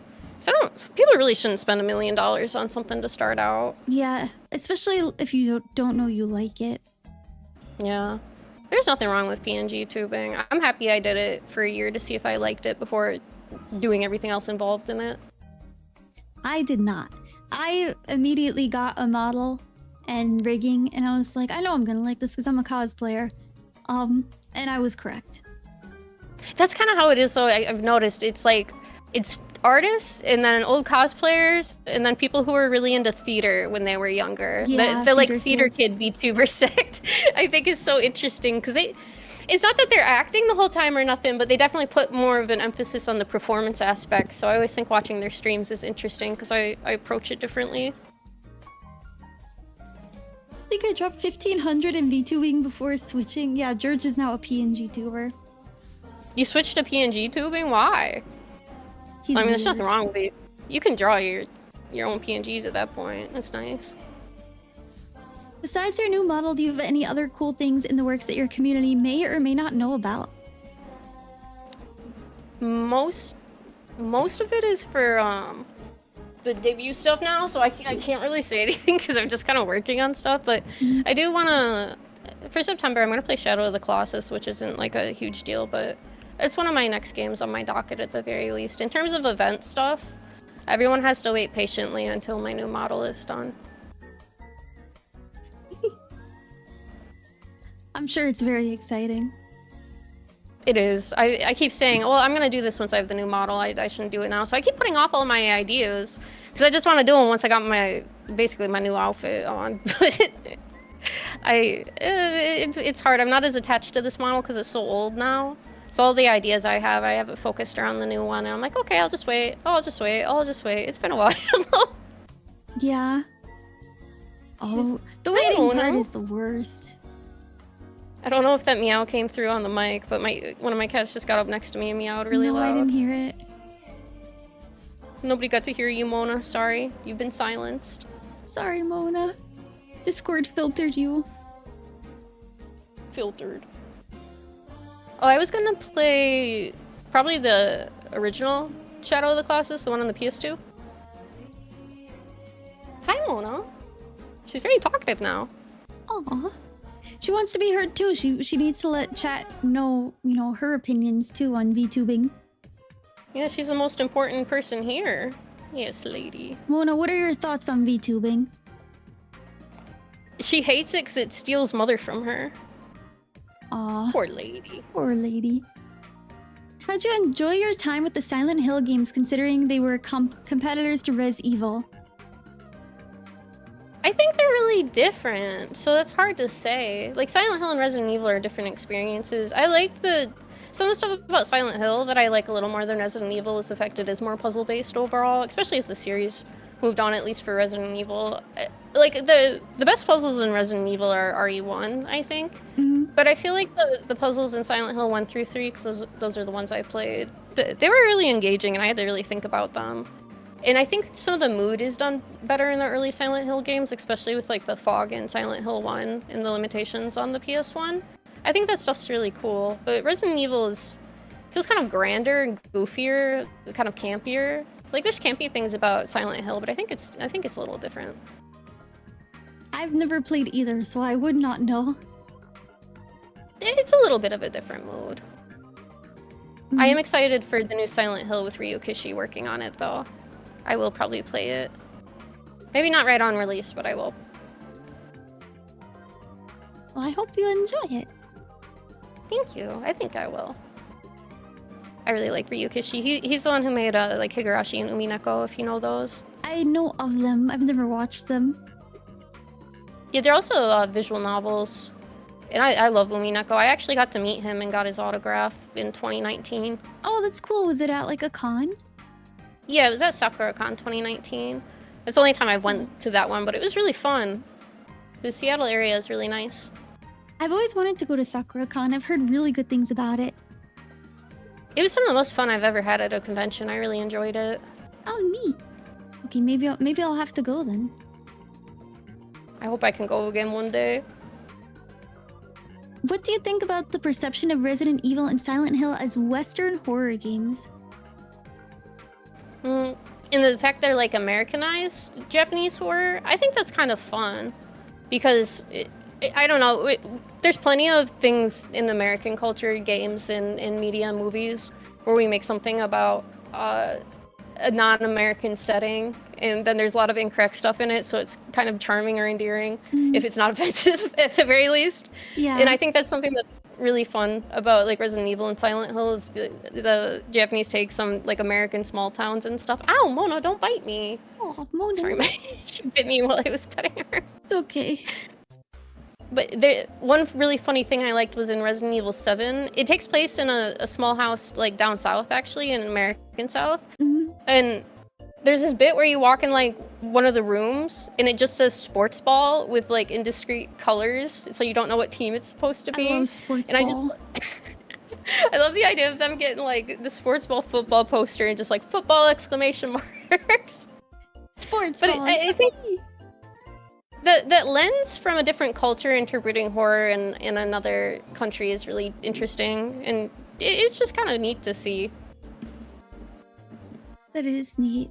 It's really neat to see, like, I've even, like, during travel, seeing how either Americans are perceived, or one of my favorite things to do when I'm somewhere new is actually just go to, like, a grocery store and see, like, how they're living with, like, groceries and stuff. That's actually kind of cool. I never really thought about doing that, like going to a grocery store and checking that kind of thing out. Yeah. But you do learn a lot about people that way. You do, yeah. Like, when I was in Barcelona, I learned a lot just in, like, the grocery store. Like, they have just completely different procedures for shopping. And everyone comes with a granny cart. They all got a granny cart? I need a granny cart. They all got a granny cart. Or like in Japan, when you go shopping, you get a cart and then you get a basket and you put the basket inside the cart and then put all your groceries in the basket. So you're just like you're double basketing with a cart? That's funny. It's really funny. Seems redundant. It's a little bit redundant. It's kind of funny, but like watching other people. They also have like escalators that the shopping carts could go up. That's fancy. All LA has is how every shopping cart has a lock on it if you try to take it to your car outside of the store. our Walmart has those that you can't take the shopping cart past the parking lot because they lock because of like homeless people. They just do it straight at the doors here. So like you'll be parked somewhere, but you have to carry all your bags. They just won't even let you take it over there. It is what it is. It is what it is, yeah. Like someone said, California is an affront to humanity. I feel like it's kind of everywhere, but it's a little it's a little annoying around here. I'm sure, yeah. There's a special sound you can play from your phone to unlock it. Why would it be noise activated? I mean, they have to play something to get it to move from those spots where it's locked, right? I never thought about it, really. You have shopping carts in your backyard. Did you take them, George? George, what? Oh, it's magnetic! Huh. George, why are there carts in your backyard? Wait, I'm confused now, George. That's his stash. He's been taking them. It is. I remember one time I was on a walk and I just found like a Walmart grocery cart in the middle of the woods. And I'm like, what are you doing? You find the strangest things in the woods. That was always something that I thought was funny when I lived in the country. Is you'd be taking a walk through the woods and you just find something that looks like it's the start of a horror movie, and then you move past it and you just do not consider why that piece of junk is there, how it got there. You just move on with your day. Oh my gosh, I found so many different things in the woods before. I found like a whole Jeep once, and its doors. Just a Jeep. The doors were all missing, and it looked like it was clearly overgrown for like a while. But all the doors were gone. There were like plants growing in it. I was like, that's a full Jeep. How did it get here? Yeah, I was gonna say, how would it get in the middle of the woods? That's kind of, it sounds like it would look cool though if it had plants growing in it. It did look really cool. I was just really confused how it got there. I've seen fridges, I've seen washing machines. Those usually get just like dumped off a cliff and they end up somewhere. I've seen more cars. I've seen a lot of cars actually. I saw a car with gunshots in it once. Oh! That one was crazy. I think it was a getaway car, and then they just dumped it in the woods somewhere. I walk past it like maybe once a year. I'll go there and like look at it and like show people. I'll bring people and be like, "Hey, look at this really cool car." It's yours now. Yeah, it's old too. It's like from the like 1940s or something. Because when I took my dad to go see it, it was like, "Oh, I know that car," because men know a lot about cars for some reason.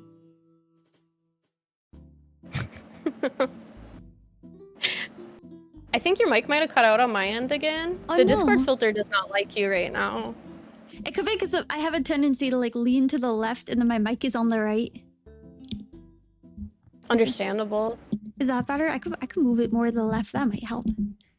Oh, I can hear you now. It was only a few times it sounded like you cut out when you were talking in the middle of it. Oh, that's weird. Misogynistic Discord filter strikes again. It hates women. Literally it does though, because all of those filters are made with like men testing them if their voices catch, so a lot of the filters just cut women off. Yeah. Like if you have a really high voice, just half the things you say won't catch. Europe? That's right. Sometimes if I laugh really high-pitched, it just cuts it off for me, so I'll sound like I'm dead silent, but I'm actually laughing really hard at something on a voice call with someone, and they just think that I'm not talking. I noticed that too. Like if I'm laughing, it'll just cut it out. They do not want to see women's joy. They do not want to see women thriving. It's true. Woman illegal. Mm-hmm. That's why we gotta become VTubers. That's the only place they legalized women. Cat purrs and female voices are apparently a background noise to Discord. True. Are you more of a honk shoer or a honk me sleeper? That's a good question. I feel like I might be a honk shoer even with my namesake. But I haven't heard myself sleeping in a long time, so that's a good question. I feel like you would be a honk me. That sounds so gentle compared to what I probably sound like. Well, no, I've never used the Pokemon Sleep app. Does the Pokemon Sleep app record your sleep? Does it voice record you? Yes. It does? Dude, Big Pikachu's watching us in our sleep. Henemimi?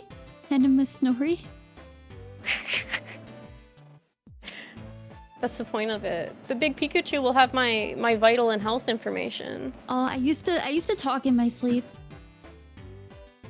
I've definitely done that before. My baby sister I was told talks in the past. Oh, go ahead, sorry. Oh, I was just gonna say my baby sister still talks in her sleep, and I used to share a room with her. So sometimes I would be like, I would wake up because she would just sit straight up in bed and yell like, "Green sock money," and then just flop back down. This was scary. It was scary. I would be like, huh?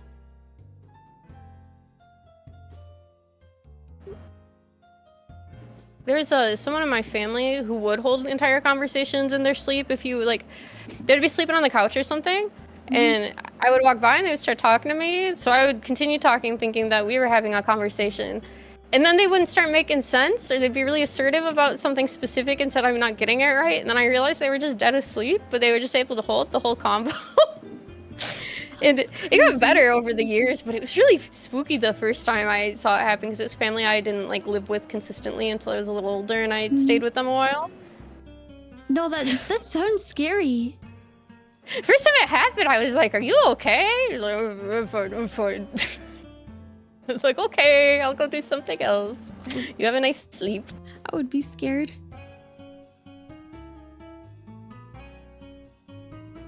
Can you inform Tenshi Gundam is cool and not nerdy? Nerd. It is nerdy. That's why I like it. It is for nerds, though. Sorry, George.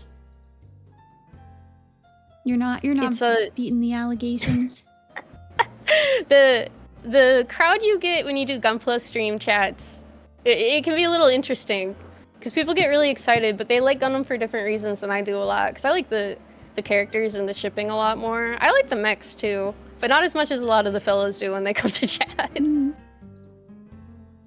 Yeah, you get the Gunpla backseaters. How do you backseat someone building a robot?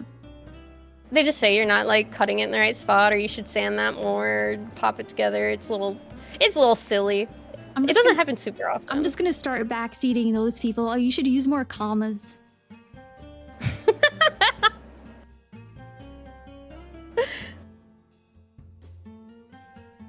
Start backseating their typing. Here for the messy drama and the grief. The robots are fun too. So true. What are your thoughts on the Tequila Gundam? I haven't watched G Gundam yet, but they do give a Gundam a giant sombrero. There's also a windmill one that's supposed to be the Netherlands, which are very silly, but people really like them. I don't know anything about them. Gundams normally just look like robots that are shaped like people, humanoid ways, and they're a little mechanical looking. But then Tequila Gundam is one of these robots, but it just has a giant sombrero. And then there's one that's in the Netherlands that just is a giant windmill when it's a robot. That's an interesting one. It's funny. I've mostly watched there's a lot of Gundam shows. There's like a main timeline that started when it first came out, like the late 70s, early 80s. And then there's a bunch of shows that are like side stories that aren't related or might not have the same rules in the world and stuff. So I've watched all of the main timeline stuff, but I haven't watched all of the AU series. And the one where there's the Sombrero Gundam is from one of the side series I haven't watched yet. Sombrero Gundam. That's hilarious. He got a big ass hat. It's funny.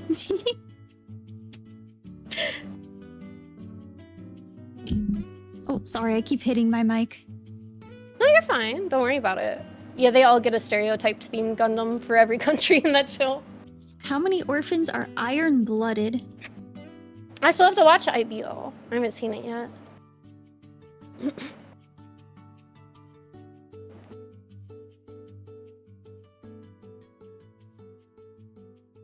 Is there a series you haven't been able to get into even though you want to? I feel like there's a million of those. I really want to go back to playing the other Armored Core games because I loved AC6, but I still haven't went back and played those, so that's something I want to do. Actually, in getting into the AU Gundams I haven't watched too, I want to start getting on top of those. There's just so many. Gundam is so long. I went crazy in 2023, and within like 2 months I watched scary amount of Gundam at once, and I was like, okay, I'm not gonna watch anime the rest of the year apparently. And then I haven't watched stuff in a second, and then the last like 2 months I've been watching a ton of things again. Dude, I'm not gonna bounce off the controls. Oh, sorry, I was responding to chat. I wasn't thinking about it. No, it's okay. I was reading that comment anyway. I tend to read most comments out loud. No worries. I just read really fast and then I respond to them. So glad you liked Apothecary Diaries. It's really cute. It is. It's really fun to watch too, and I think all of the different like dynamic elements around like navigating the court, especially like as a woman in that era of China, in like Chinese imperialism, is really cool. Mm-hmm. Because you don't really like. Oh, go ahead. Sorry. I was just gonna say I used to read an Otome Isekai. It was called Concubine Walkthrough, and it took place during the same era. And I loved Concubine Walkthrough. It was so good, and Apothecary Diaries reminds me a lot of that.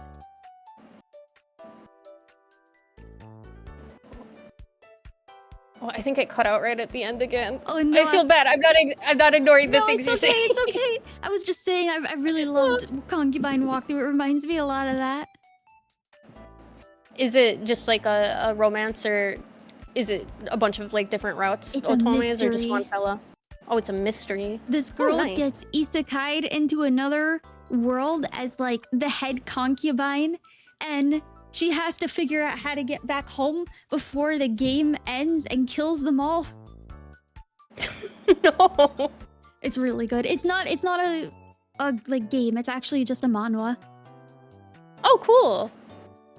It was really good. Do you play any MMOs? No, because I didn't want another job. But I played Final Fantasy 14 for 200 hours, like near the beginning of the pandemic, and I was like, oh, this is fun. And then I waited for my friend to, it felt like no time because I did it all in like 1 month.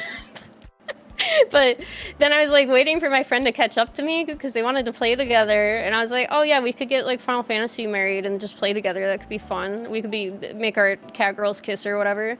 But then they just didn't catch up to me, and then I got bored and I didn't want to go back to it. I didn't want. I have a lot of friends who are into like raiding and stuff, and it just seems so stressful. That's another job. That's a whole other job. FFXIV is the king of not letting friends play with friends. I've seen a lot of friendships blow up because of Final Fantasy 14 and raid groups, just people I know. I feel like my friend group split between becoming Final Fantasy 14 players or VTubers. You either play Final Fantasy or live long enough to see yourself become a VTuber. Literally true. They had an RP or 9/11. What happened? Coming home from my 9 to 5, then going to my second job, FF14. True. I get stressed out like playing with people I don't know in games too, because my social anxiety was so bad I would never play MMOs or multiplayer games growing up. I would only play like single player turn-based RPGs. So it took me a long time to even play games with other people. Honestly, probably until VTubing I started playing games with people more. I didn't play video games with people or even like play video games until I became a VTuber. Wait, you didn't play games before becoming a VTuber? Really? No. The only video game I really like actually played was Arknights. And that was because my girlfriend, my ex-girlfriend, really liked Arknights, and she was like, "Oh, you should get into Arknights." And I was like, "Okay." And then I got That's into real it. when you do it for someone though. I get it. There was some really good Yuri of Arknight's characters, so I didn't know who they were, but I was seeing plenty of shipping pictures because of my friends. There is some like cute ships. Yeah, it's true. I lived in My understanding of Arknights was it was like the central for divorced mom Yuri. Even if they weren't actual moms, just the vibes was like divorced couples a lot of times, according to some of my friends. I mean, it's a bunch of women living on an airship. There is gonna be angst. So true. There was some really like beautiful art that used to just come across my timeline, because a lot of Yuri artists I follow just kind of switched to Arknights posting. That's so interesting though. You didn't play any games about Arknights before streaming? Nope, maybe Genshin. Were you just not really interested in playing games? I have very bad ADHD, so it's actually just like really hard for me to sit down and play a game. That's real. I have the opposite end of the ADHD with that, where if I'm interested in something, I can sit down and that's all I do for like 12 hours. That's part of why I can sit and stream for 12 hours at a time, because I can sit and play a game for 12 hours I like. But then I don't do anything else I'm supposed to do. And it's the bad type of hyperfixation with ADHD. No, I have to like, I'm very strict with myself. I give myself like a list of tasks, and unless those tasks are done, I'm not allowed to do anything else. I should really be like that more. Because then I just end up streaming all day and I'm like, oh, why am I so tired? Why don't I have time to do anything else? That's because you were playing video games for like 10 hours at a time, lady. It's maladaptive hyperfocus. It's so true. And then Infinity Nikki happened. That's not wrong either. I love Infinity Nikki. I couldn't let myself download that even though I like dress up games, because I was like, oh, I'm gonna spend money to get those cute little skirts and stuff. But I just looked at the pictures my friends posted because they were having such a good time with it. They're so cute. I love the outfits. It looked really cute doing all the photo shoots and stuff with them, but when I found out a lot of the clothes were gacha too, I was like, oh man. Yeah, it's like 90% gacha. But you could do, they have like a lot of events and you don't have to spend money. Like you could just grind a lot. I am, I'm very susceptible to gambling in a bad way because it just runs in my family. My grandma would go to casinos and stuff, so I try to avoid them. I try not to play gacha games either, but they still catch me. But if I wanted like a little skirt in that game, I could not hold strong. So I try not to play them too much. Oh, okay. I mean, you do get like most stuff for free, but I understand. It's the temptation. The temptress is there. Oh, someone mentioned a block term. $100 worth of serotonin. True. That's what the Gamba's for. Gambling is really scary. Gambling is scary. It is. But it's fun to do in video games like God Hand, where you can make the chihuahuas race each other. I like chihuahuas. They're funny.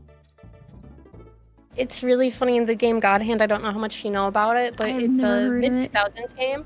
Oh, really? It's directed by the fellow who directed Resident Evil 4, but it's not a horror game necessarily. It's like a beat-em-up game.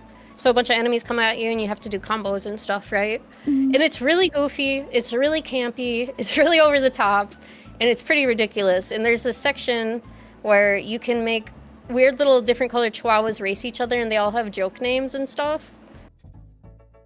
And I got really into it when I got to that section on my stream, and I think we were racing and gambling on the chihuahuas for like 2 hours. A lot of people, when they play it, they get stuck on doing the chihuahua racing for a while because it's too much fun. You're probably around when Morch played it with the chihuahua racing. I think maybe I was, but that's the only part I remember are like the chihuahuas. That's the most important part, in my opinion. You lost 100k back coin on those benches. Oh, that's real. No, not the back coin. I think I finally recovered all my back coins after being an oil baron.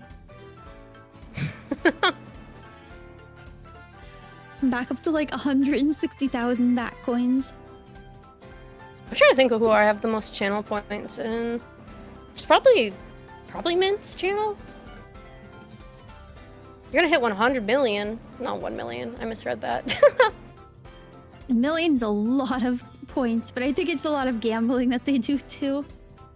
Yeah, no, I did some gambling and now some really scary people hold power in my channel. Oh no. I can't trust them. Some of them have 1 million points. Did you or I started the Oofy trend. Sorry, I answered that before. No, it's okay. Because people try to rewrite history. I'm sorry. It was Aston Minter, you start the Oofy trend. I jumped on that too fast. I'm the one who taught her the word Oofy. I taught her. She didn't know who German was. She didn't know what Oofy was. I taught that lady. She taught me. So don't get it twisted. Knows. I'm the Mary Typhoid of Oofy. I taught her it, and then she was a super spreader, and then a bunch of people started saying it. But do not get it wrong. I did unfortunately start it. I do know Duckler lore. You know nothing. Who's Markiplier? That's also something she said, which is funny. Would Mint tell the story the same way? If she wants to acknowledge it's true, which it is. You didn't start a trend, but Henemimi was the one that sparked it. No, I was kind of the spark. I was the one who. No, I'm kind of a super spreader for words too, I would say. But she started saying it like a ton. She didn't start the trend if I'm the one who started saying it, though.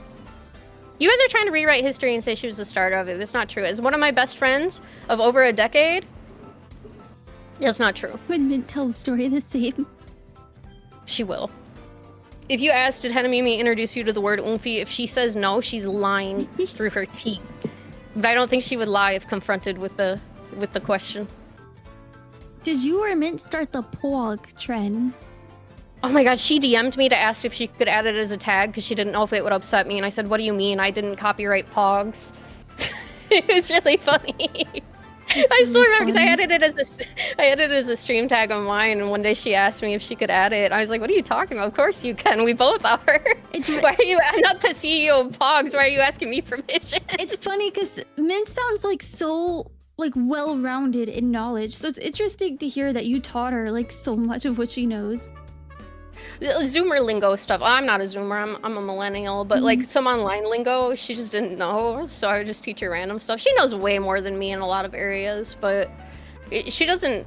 There's certain little areas of the internet she doesn't know as well as me, and then sometimes I get the one up there.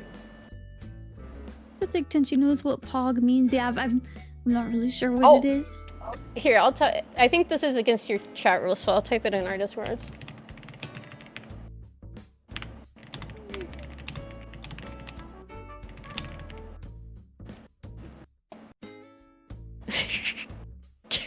Sorry. It's okay. You could blame the chatters.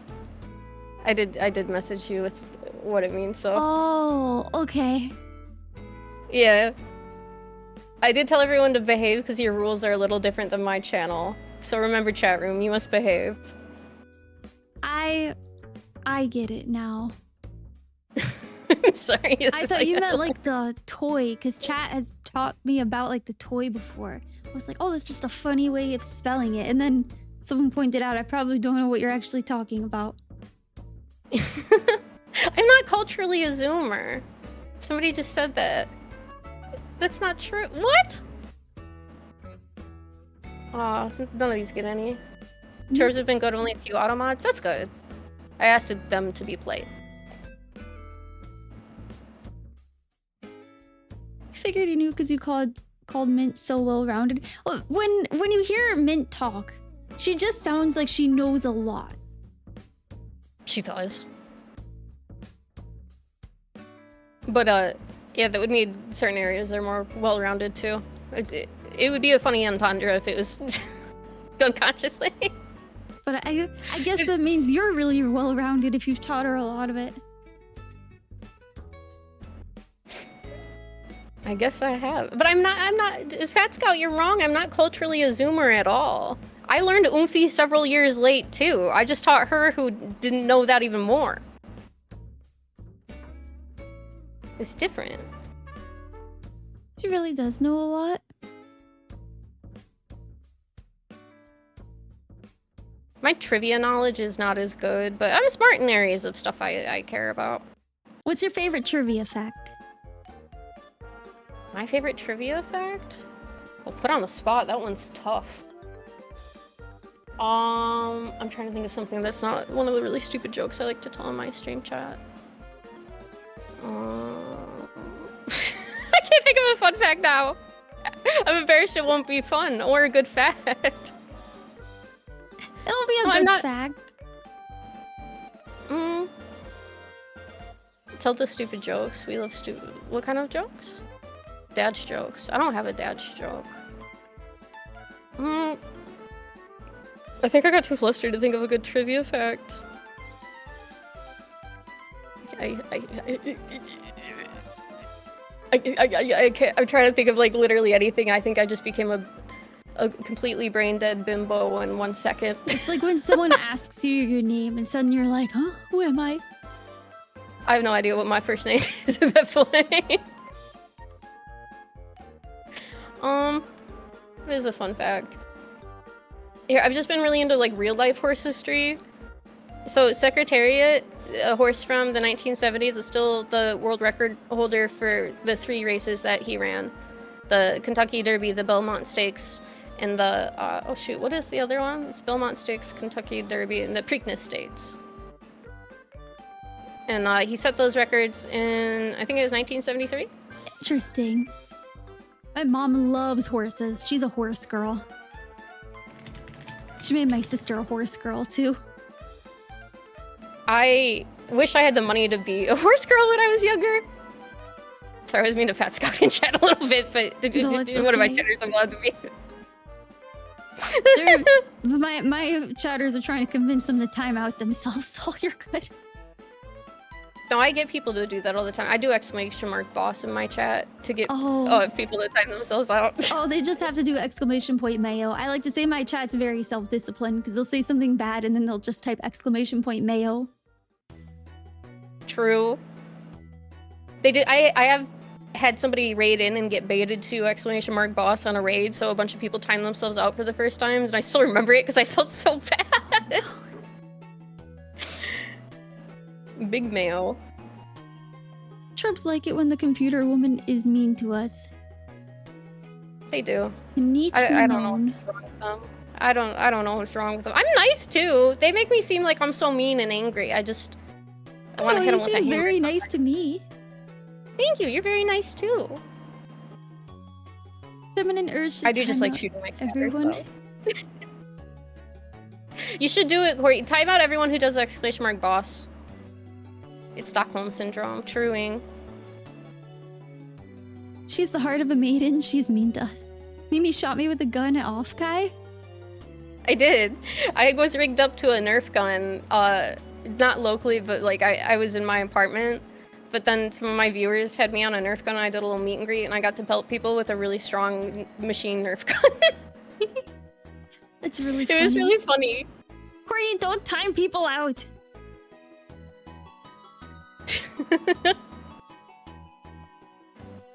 Tropes are like Prinias from Distia. We're all acutely aware of our sins against morals and good taste.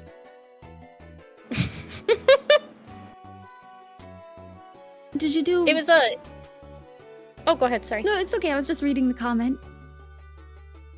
Oh yeah, I've only done remote meet and greets. I got to do one at SakuraCon through an organization that was holding it, and that was pretty neat. And then I did the Off-Kai meet and greet, where some fans organized it for me and a few other ladies at one of the official room parties, and people would come by and I could shoot them with a gun. That's so funny. I've always wanted to do a meet and greet. It seems like so much fun. They are really fun. You should try to see if you can get one time soon. Or well, it helps if you know where your viewers go to conventions. I feel like Off-Kai worked really well because there's just so many VTuber fans there already. But like SakuraCon, I know I have a lot of viewers up in that area, so when they asked me about it, I was like, oh yeah, sure. They said I had the most female visitors at the booth all weekend. I was happy. That's funny. She appeals to the women and the men. Yay! Tenshi, I'll set up a table at Costco if you want to do a meet and greet. Please, Mookie. I would love to do a meet and greet with random people at Costco. Just like they're there for the hot dogs, awesome. And then you're like, free anime woman, and it's just me. It was funny. Some people would assume that you were like an AI when they would walk past you too, if I was just waiting for more people to come up. And they would get really confused and disgusted if I spoke. And these 2 girls came up to me thinking I was just like a computer program. I was like, I'm a real woman, you know, like I'm an artist and I play games. I'm talking to you actively. I'm not computer. And they're like, this is so weird. And then they walked away. I'm like, I'm just a lady. That's kind of crazy. I'm just a little lady. I think it's just people at anime cons not knowing what VTubers are, which I think is kind of nuts because it's hard not to. Hololive is like so huge. How do you, in this day and age, if you're an anime fan, how do you not know at least one VTuber? Who knows? Who knows? Being on the TV and being 5 foot tall. Imagine if they thought the robot was screaming, it was alive and needed your help. Oh my gosh, new idea. Please, I'm trapped in this little computer. Get me out. That's a good bit, because sometimes the people who walk by who aren't there for the VTuber stuff, they just give you funny looks.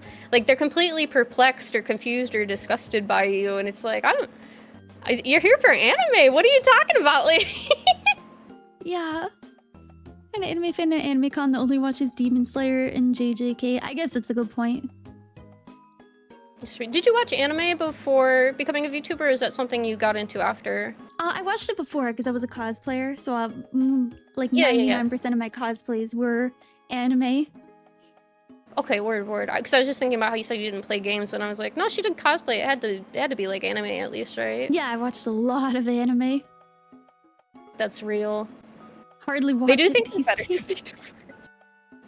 No, I feel that too. I haven't been watching much lately at all, but I've just kind of been sitting down and making myself watch some stuff at friend recommendations. I've been having fun. It's been nice to go back to it a little bit as a hobby, but I watch a lot of movies on stream. Oh, not on stream itself, but I watch movies to talk about on stream because people really like hearing me yap about movies. I try to watch more movies. I watch a lot of like YouTube stuff, and then I just like tell people about the YouTube stuff. Like, I only use YouTube when I'm on stream, so I never know what I'm doing when I open it. They've been putting on old reality shows when I show it on stream lately. I usually watch like, I try to replicate this $5,000 cake, or I ordered pastries from the 5 worst bakeries in the area. And these were their results. I love watching that stuff. I don't know why. It seems brain satisfying though, because then you can see what's the worst of the worst and pick out the best of the worst. Baking content, yeah. I watch a lot of baking stuff because I originally wanted to go to pastry school. Oh really? That's cool. I ended up going to college, but I wanted to have like my dream is a bakery. I still have the dream. I think don't let your dreams be dreams. I sell I like looking sourdough at out your of my baking kitchen, sauce. but that's like the closest right now. Oh, you sell the sourdough? That's awesome. Oh, I wish I was better at baking. Oogle and Chad is a professional baker. Oh, So that's why neat. they got excited when you mentioned it. Oh, I love baking. I'm always going on rants about it. I want to get better at cooking and baking. I like baking more than I like cooking. I like baking a lot, but I think it's because it's like very exact. One of my coworkers was a pastry chef, really admired him. So I'm self-taught, but like I guess at this point I've done enough where I could call myself semi-professional. Like I catered an anniversary party, and I sell bread, and I've done like a few cakes. Let me see. That's awesome though. Trying to look for a picture of this week's loaves. How often do I cook and bake? I need to do it more, because when my mood gets low, shelving like cooking for myself is kind of the first thing to go. And so I've been not cooking very much lately, and I want to get back to it. I did make cookies the other day, but they weren't homemade. But I was like, yay, I still made something. But then it made me want to make homemade cookies because they weren't very good. Cookies are fun. I love making cookies. I gotta buy mixing bowls. I still don't have any for my apartment. The sourdough looks so good. That looks really yummy. So the top one is whole wheat, and then the bottom one is just a regular loaf. Oh, that looks really good. I love sourdough.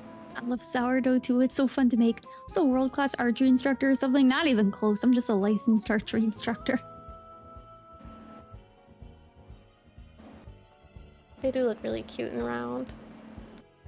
Very orbular. I would like to... I've only baked bread like once. And it was just Japanese milk bread, but it was really good. I also tried to make like a baguette at the same time, I think, and that one didn't pan out. It didn't rise, I don't think. It's been a long time though. A couple of years at least. A sourdough. Sourdough has a little bit of a learning curve, but other breads are easier. Like Easter raisin breads are so fun to make because you don't have to worry about them and like ambient temperature and making sure that they're not overproofed or underproofed. Like sourdough is very finicky. I can imagine. Because you have to deal with all of the... Oh, I shouldn't talk out my butt when you're somebody who's really knows baking. Never mind. I'm gonna sound silly. No, it's okay. No, it's okay. I just, I do want to get more into baking. I just gotta make myself do it. And buy mixing bowls, that would help. Yeah, mixing bowls help a lot. I moved into an apartment last year after I'd been living with family for quite some time, so I've just been slowly buying stuff I need, and then I realized, oh, I don't have a strainer. Oh, I don't have a can opener. Oh, I don't have mixing bowls. Now I'm opening Amazon to get mixing bowls while I'm thinking about it. My sister told me when she first got together with her boyfriend, she would go over to his house and be like, oh, let's bake. And he'd be like, sure. And he didn't have any mixing bowls or like cooking utensils. So she had to pick like a big cereal bowl and a fork and was just like baking with that. And eventually she bought him like mixing bowls. I was like, oh my gosh, men. That's really funny though. If you had to compete in the Olympics, which event would you embarrass yourself the least in and which the most? I'm not athletic. I'm really not athletic. I would embarrass myself at every single one of them, but especially one I think that would require anything height-based. Obviously, I don't think I couldn't be shooting hoops at the Olympics or nothing like that. I think is there an Olympic sleeping category?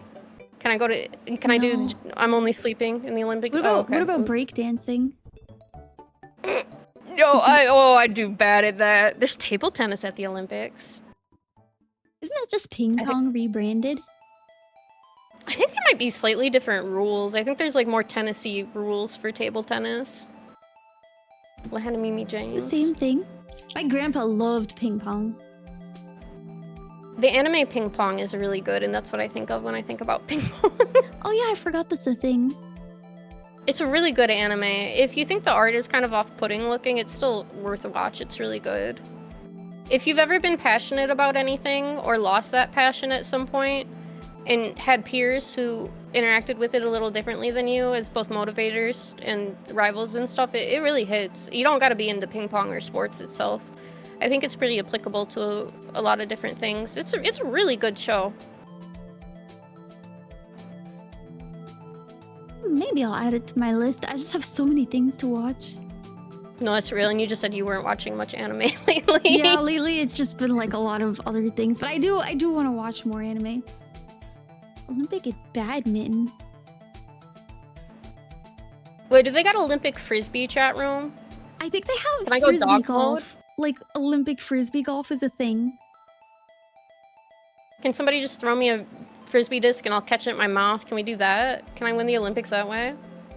I think you could. Awesome. I think The disc golf. Mimi would win at badminton. That's not true. I would lose. I'll win the frisbee catching competition. That's all I got on my... That's all I got in my repertoire.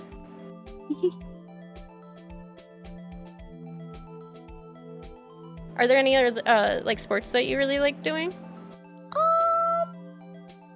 I used to do archery. I like hiking. Oh, that's cool. I like spending time outside, just like in the grass. I like touching dirt. Oh god, I wish that were me. No, it doesn't sound weird. I just wish I could go outside more without dying. Does all the board sports? That's true too. I skateboard. Oh, that's cool. I know you said you're unathletic, but are there any sports you enjoy, like swimming? I haven't gone swimming in such a long time. I like going like swimming in like a lake or something, or the pool. Like that kind of thing is fun, but I've never done it competitively really. And I do like hiking too, but I played a little bit of like softball when I was growing up, and I did play basketball for a second, but I was really short, so I was only good at stealing the ball because everyone else was tall, so I could grab it easier. I can imagine like you just jumping up to try to get the ball from their hands, and they're like, "Who is this lost child?" It is a lost child kind of moment. I only ever scored one basket the entire season, and that was about it. Oh no. Enemy balling is not the reality it could be. I wish I could ball that hard as the emote. What's the nicest compliment you've ever gotten? I've gotten a lot of really sweet comments. But I think my favorite one to get from people about my art, because I've gotten it quite a few times, it makes me happy, is when people tell me they like that my art is like soft and warm and happy looking. It always makes me happy to hear that. It is. So it's maybe not necessarily just about me, but you know, complimenting I take compliments about my work more than I take them about me, I guess. No, I agree. Your art is like really soft looking. Thank you, I appreciate it. But it makes me happy when people say that kind of stuff, because I don't know, it's nice feeling proud of your work. But it was the best basket. I would like to believe so. It was like one of the first games of the season. I still don't know how I got it in, because I was in middle school or something. And my mom wanted me to do sports, even though I wasn't very good at sports and I didn't care for them that much. She's the reason I did softball, and then I tried basketball because she liked basketball. But she couldn't accept she didn't have an athletic daughter. My family was always like, "Oh, you should play soccer." I've always been like, "No, that takes a lot of moving." Sure does. A lot of running. My nephews all play soccer. My sister does. My baby sister does ice skating. My mom's Oh, that's like, cool. my mom's convinced she's gonna be an Olympian. She's like, "Oh, my daughter is gonna be an Olympic ice skater." I'm like, "Mommy, she is definitely not." Is your younger sister like really young? No, she's in high school. I was gonna say, isn't Olympics for ice skating kind of younger than that sometimes? Yeah, you need to start really young. I have two sisters. One doesn't do like athletic stuff. I mean, she likes to go walking and stuff. And then the youngest is how many siblings do you have? Oh, me? Technically one, but my sister is technically legally she's my full sister. By blood, she's technically my half sister, but then my mom adopted her, so she's like my full legal sister. But she's 11 and a half years older than me. Oh, so you're not like close? No, we were, because she helped raise me. She was kind of like a second mom for me in a lot of respects. So we would argue like we were only 2 years apart. But my nephew was 12 when I was born, the oldest nephew. So then we had the same age difference more or less, and he just left to start college. I'm very excited for him. Oh, congratulations. Yeah, I went to visit him, and I went to his high school graduation this year. It was my first time going home in a second, so it was nice to see everybody. Oh, I'm sure. So I like doting on my nephews and my niece. Cute. Then they go sicko. I had never seen like kid YouTubers until I was visiting my family. Like the kid targeted YouTubers, because that kind of missed me. I was too old when that stuff was happening. So I was sitting with my niece, and she put on a kid YouTuber who was playing Dress to Impress, but she kept exaggerating all her facial expressions, and she looked like kind of scary because they really push their face so kids pay attention to them. I don't know if you've seen those, but they freak me out. I haven't. That sounds crazy. Oh, she was so engrossed in it too. KidTube is kind of dystopian. I know about like Ryan's World, but I think that's it. This thing about being an uncle, Isaac gets just play with the kids and the parents gotta be responsible. That's true. I like buying toys for the kids that will annoy my sister, because I think it's funny. That person come into chat and go, "Who was your favorite PokeTuber when you were a kid?" That was funny. That was funny, because I'm a little too old for that. I didn't watch YouTube growing up or anything. And then I was playing a Pokemon game, and it had to have been someone who's really young, and they just came in the stream and they asked, "Who's your favorite PokeTuber?" And I had to laugh, because it's like, we didn't have those, man. It's me. I'm my favorite PokeTuber.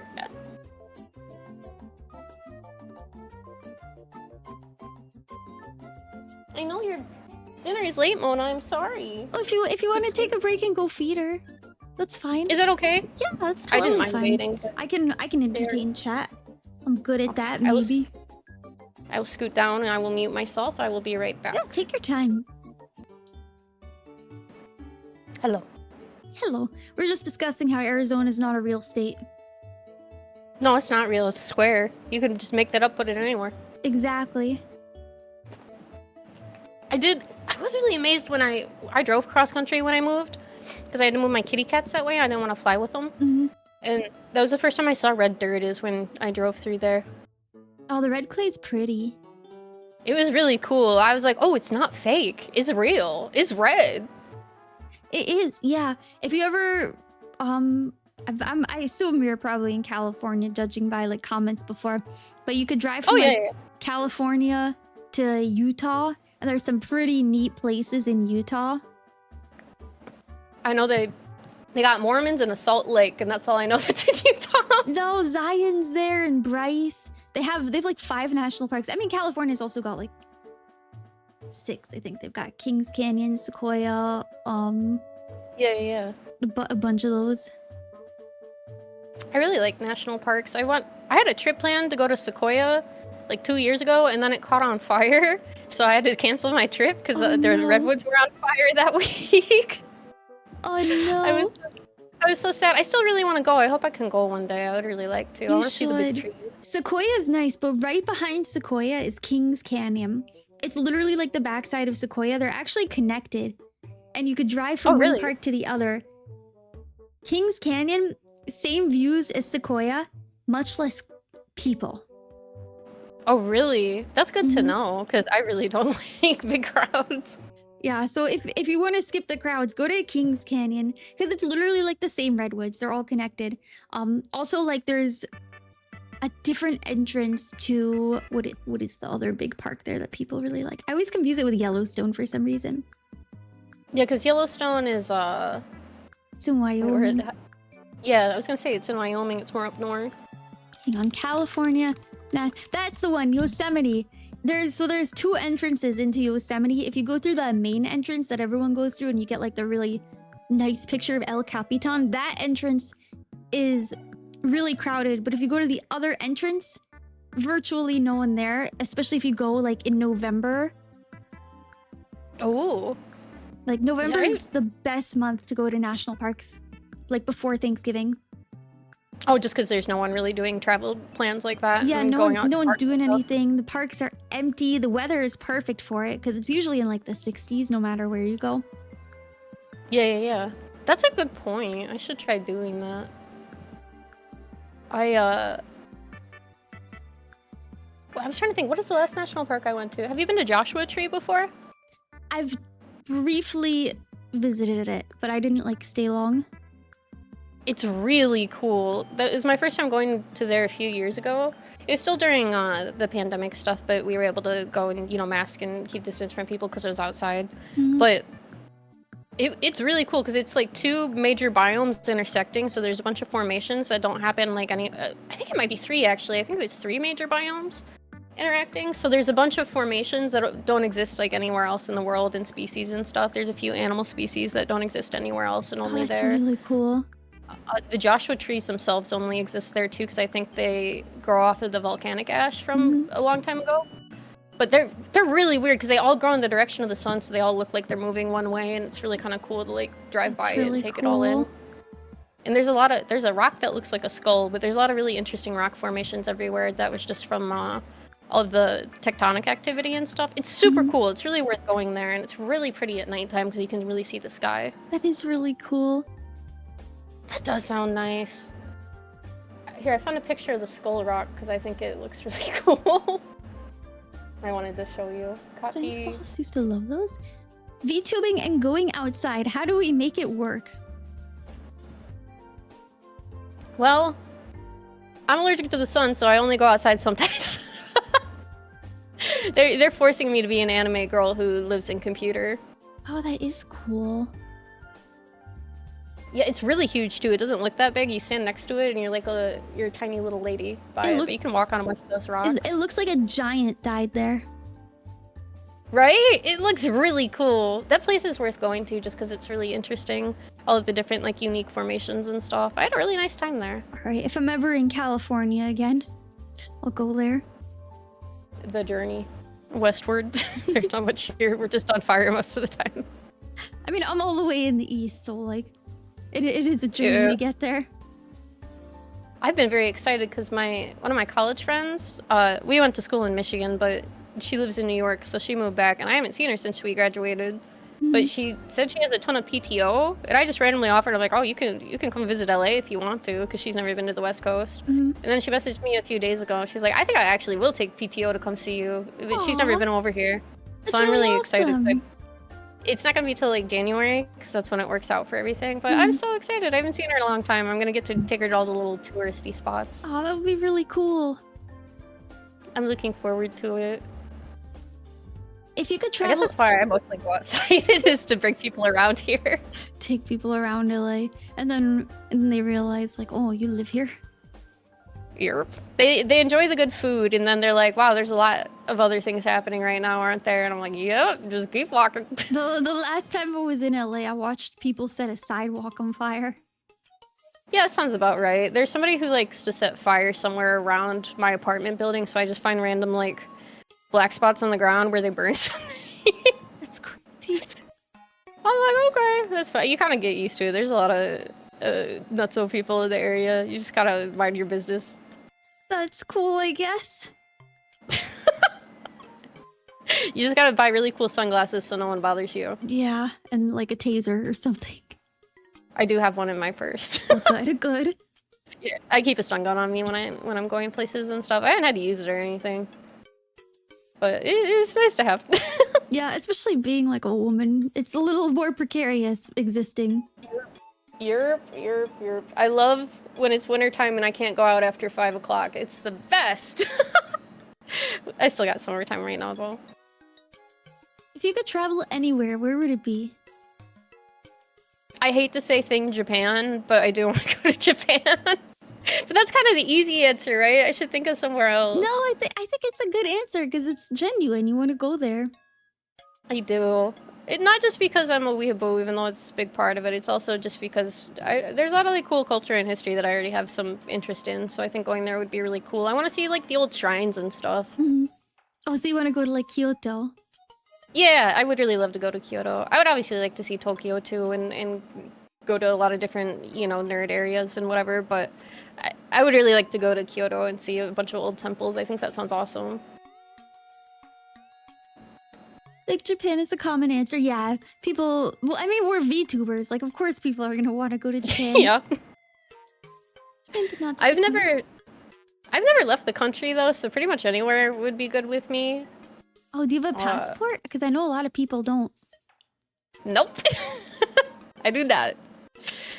I just haven't bothered to get one because I've never needed it. You used to be able to go to Canada without a passport in Michigan, but I still never went there when that was the law. So I haven't been to Mexico, I haven't been to Canada, and I haven't been anywhere outside of the continental US. Yeah, I used to be able to go with just a birth certificate into Canada. I think you just needed your license to cross the border. I think because my grandma used to go gambling in Windsor. She would like go with her girlfriends on a day trip across the border, and she would go gamble in Windsor with her friends. Surprisingly, Japanese people are even less likely to have passports than Americans. That actually doesn't surprise me because if you've been to Japan, you would understand like why leave.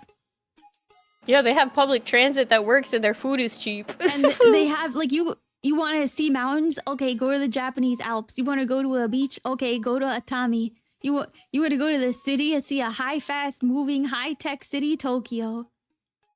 You want to go? Man, their trains look so good. The trains are so good. Public transport there is so good. That's the only thing I like about living in LA is the public transit's not that bad, so I can live here without a car because I hate owning a car. I can drive, unfortunately, for everyone else on the road. It's not like anyone is saying want to go to the desert. I mean, if you want to go to the desert, you can go to like the Totori sand dunes. I don't know if it exactly counts, but it's still pretty cool. Oh yeah, the really big sand dunes that are in Japan, because I remember hearing about that in a show we watched. Yeah, they're 2 hours north of Kyoto. That's so crazy. I don't think I even knew they had sand dunes until I was watching that.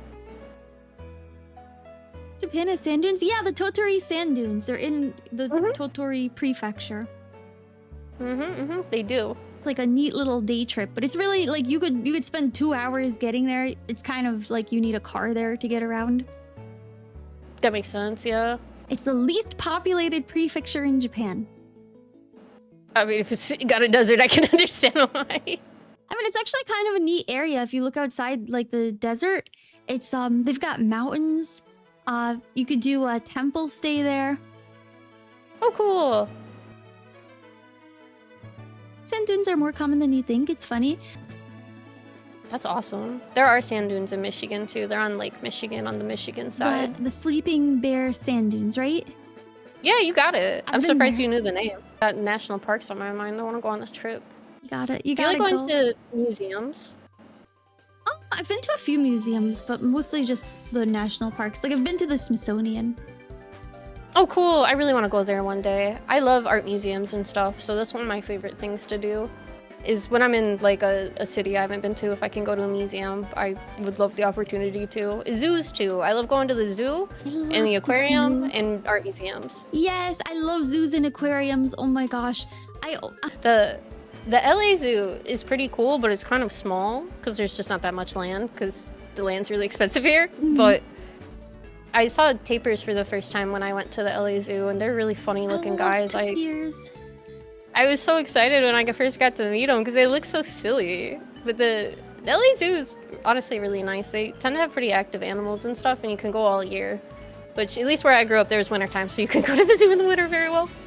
Might as well drive to San Diego if you want to go to the zoo there. I was gonna say the San Diego Zoo is supposed to be really cool.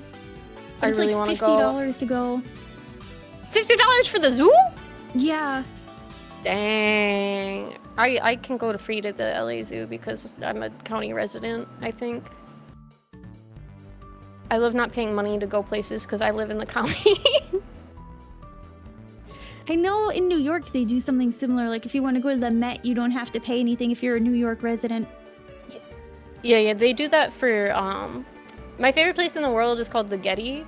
It's up on a hill that oversees like all of LA, so you can see everything, and they have a really world-renowned gallery. It's like, you hear people speaking tons of different languages whenever you go there, so I really like it for that reason alone. But they have really cool exhibits, and the architecture in the buildings is really cool, and I can go there for free because I live here. But you hear like all the international tourists and stuff when you're going around. I think it's so cool because art brings so many different people together. It is cool. Art brings people together. When I lived in St. Louis, there was the St. Louis Museum of Art, and it was free to enter if you lived in St. Louis. So I went and I just like walked around. I saw, you know how like Monet's water lilies is split into three pieces? So I went and I saw one of them when it was on display there. I was so happy. I cried. That's awesome. I love Monet. He's one of my favorite painters in general. I love Monet too. They had a Monet exhibit when I was really young, I think. I was probably like 10 or 12 or something, but I got to see a bunch of Monet originals, and it's been so long I don't even remember what ones, but it stuck with me a lot. And I still really like his paintings. I get really excited if I'm at a museum and I see there's a Monet. I also get really excited because he's also one of my favorite painters. I love the use of colors because it's always like soft pastels, and that's something I love putting in my own palettes too. But everything's so serene and comfortable, and it feels very warm even when he uses cool colors in a lot of his paintings. I love Monet. I'm happy to hear that you also like Monet. Visiting the Philly Zoo. I've been to the Philly Zoo. I have not. I went to it's called CHOP, the Children's Hospital of Philadelphia. So while I was there, I was like, I want to go to the zoo. It's called CHOP? It's called that sounds CHOP, like yeah. evil for Children's Hospital. It does. It sounds really my kids evil. a CHOP. Could give you the CHOP. I actually had a terrible experience there, so the name is kind of like apropos. Oh no. But oh god. But I did get to go to like the zoo, and that was cool. That's Philly, baby. Is it? Is that Philly? True main character, kid broke a leg, time to send him to the CHOP. Choppy kids when they stay home from school, they're giving them the CHOP. The big old chop. The big old CHOP.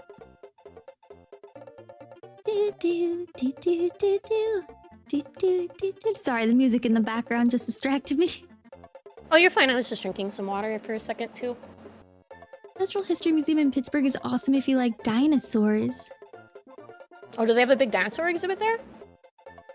I know the Smithsonian, the Natural Museum of History in the Smithsonian also has like a lot of dinosaurs. I want to go there so bad one day. Going to the Smithsonian would be really, really, really cool. The neat I thing like is, learning. you don't need like money to go. It's all free. Yeah, the Smithsonian's free to just like everybody, right? Hmm. I think some of them require a virtual entry timed ticket now, but it's still free. That makes sense. To deal with crowds and stuff and so people can see things. Yeah, overcrowding's been an issue everywhere. Yerp. I'm sending woman 3 to the trash bin. Goodbye, lady. Bye, Now it's 3 back to woman. being a collab with 2 people instead of 3. The Carnegie Museum's in Pittsburgh. That sounds neat, though. I'll keep that in mind. I've been to Pittsburgh one time. I randomly decided to drive down and visit my friend out of nowhere. So me and my other friend just drove down and said, hey, you free? And we just kind of crashed at their place for the night. But I had the best Thai food of my life in Pittsburgh, and nothing has ever compared to it again. And I get so sad when I think about never eating that perfect pad Thai. It was awesome. I kind of understand what you mean. There was this really good Chinese restaurant in Philadelphia, and I think about it all the time. They had these, because I'm vegetarian, so they had this like, it was a fully vegetarian restaurant, and they had these huge bao buns with like fake pork, and it was so good. I dream about it. I dream about eating there again. That sounds good. I don't like care about eating meat that much. I do eat it, but I hate preparing it, so I tend to eat more veggie and stuff at home. But I gotta get on them beans and rice diet because I've been bruising too much. I need more protein in my diet. Oh, beans are so good. If you like beans, like pink beans, kidney beans, and butter beans, I really love butter beans. I just need to get some beans. I need to bean it up. The nice part about butter beans is you can blend them into like pretty much any sauce. So if you want to make like a cheese sauce, they complement the flavor really well. You can make like a mac and cheese and just blend the beans in. Oh, that does sound good. I've never thought about doing like beans in a mac and cheese. Yeah, you could do all kinds of hidden veggies because it's weird, I'm not a big vegetable fan, even though I'm vegetarian. Oh, really? Yeah. Do you like struggle with food because of not eating meat and then like working around veggies and stuff then? A little bit, yeah. I can feel that. I kind of get weird with eating certain things too, so it can be kind of tough. Obviously, it's like different for you, but I can see how you'd have to find ways to blend stuff in so it's not as like objectionable to eat. Yeah, I end up blending like a lot of vegetables. If I want to eat soup, I don't like a lot of textures of vegetables. So I just blend it into soup. And then I'm like, oh, perfect. It's a full serving of vegetables in a soup. That's just smart though. You're just being pragmatic. Yeah. Start putting lentils in curry. Okay, but red lentil curry is so good. That sounds good. Do you like mushrooms? I do like mushrooms. I have a thing of enoki mushrooms sitting in the fridge. I'm gonna deep fry it like chicken. Oh, that sounds awesome. It's really good. Oh. I have some tofu. I gotta figure out what I want to do with it. I'm gonna try to learn how to cook tofu. Oh, I know I'm a little older and I don't cook very often, but I'm trying. Tofu is super diverse. Oh my gosh, you can make so many yummy things with it. I like tofu tacos. Sometimes like, but I seasoned it, like marinated it for a few hours and then kind of just like fried it up like spam and made like tofu spam musubis. Oh, I've seen recipes with that. It looks really good. It's really good, yeah. Tofu is super diverse and it sucks up sauce really well. So if you ever want to make like saucy tofu, it does really well in sauce. You know what, I will. I need to figure out a recipe to use with this, so I will very soon. I did get firm tofu. That's what I got in my fridge. Oh, Do I have a food firm is processor? good. Firm and extra firm. I have a blender that I think doubles as a food processor technically, but I've only ever used it as a blender. Oh, I put everything in the blender. I will never break out the food processor, only the blender. My blender is really strong though, so it could probably do fine doing that. I have one of those ninja blenders and it's got like the attachments to it and stuff. I always just use the blender part. I had my I don't remember what brand mine is, but I just know it's a Japanese blender and it works very well, and I can have my beautiful little fruit smoothies that I subsist off of when I have a rough food day. Aw. I love fruit smoothie. Sometimes when I wake up, it's hard for me to eat because I've got like a health condition that causes me to be in a lot of pain all the time. So I Mm. usually eat like yogurt or smoothies in the morning because they're easy to keep down and stuff. I was gonna take a guess, but I don't want to be rude. No, so I don't talk about it publicly just because I don't want people to like armchair give advice and stuff when they don't know it. No, I also But live with. I have a genetic disorder and I have like a bunch of comorbidities with it, so I completely understand. real, I get it. I really get it. Yeah. I'm sorry you have to deal with that kind of stuff too, but Morning is like the worst because it's like water makes me nauseous in the morning. no, same. Before I got surgery, I would like wake up and vomit every day because I was in so much pain I couldn't eat. But then once it helped a lot when I got surgery, but what I have like never goes away, so it just gets bad again. Yeah. But I've been good the last couple of years since I got surgery. I got it in 2021. Oh, I've been that's doing good. all right. She's filled out the punch card from the hospital. Do you get hospitalized a lot? This year it was only twice. That feels like a record.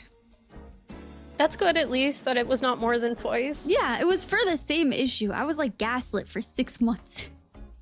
God, no, I hate that when doctors don't listen to you and they don't listen to anything you're saying and then they say it's fine, they send you home and then you have to come back for it and it's worse. Yeah, that's pretty much what happened. I went to the ER in December for like, I thought I was having tummy issues because I get tummy issues all the time. And they did a CT scan and they said I had a hemorrhagic cyst and I was internally bleeding.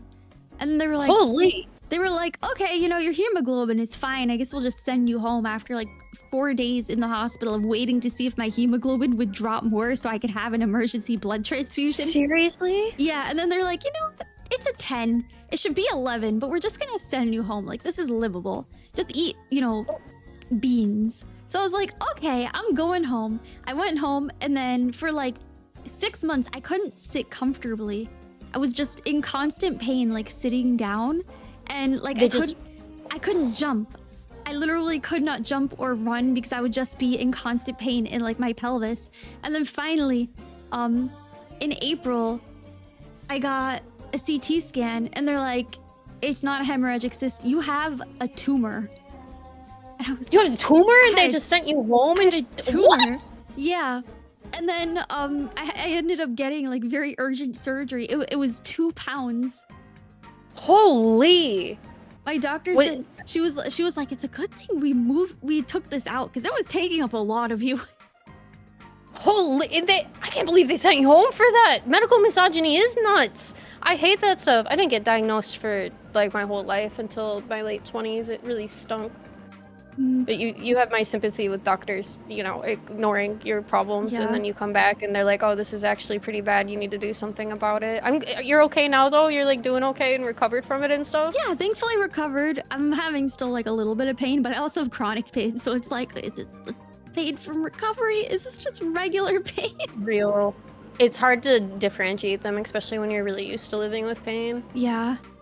But like, I completely understand where you're coming from. Oh, I'm sorry you had to deal with that. I understand where you're coming from too. Ball gone. Yeah, but they took an ovary. They took a whole ovary with it? Yeah.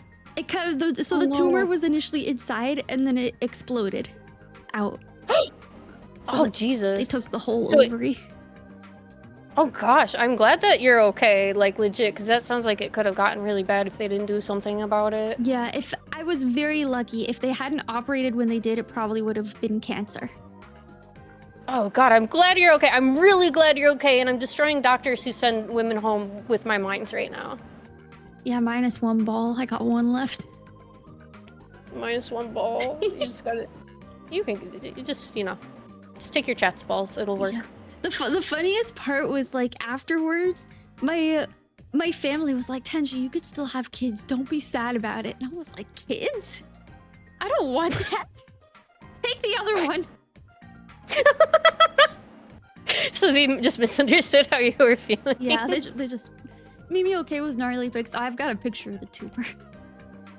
Dude, yes, I'm okay with I'm a horror enthusiast. You remember that about me, Corgi. Don't you watch me?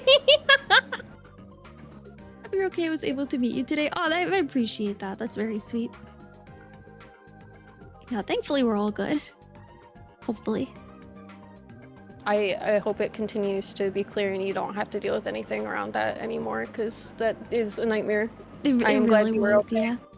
Looks like it came out of Resident Evil. It really does. But when I asked my surgeon to take pictures, she was like, "Yeah, I got you." She took angles. Girl got in there. Yo, she gave you multiple angles because she wanted to find the best one. She did. She took pictures with the ovary and without. That's kind of awesome. She's so... I love that woman. She's so great. Don't have to answer. Does that mean you have less frequent periods? So both ovaries produce estrogen, and you technically only need one ovary to function. Like, your body will compensate for the amount. So yeah, you still get like the same amount of stuff. She must got the fisheye lens for it.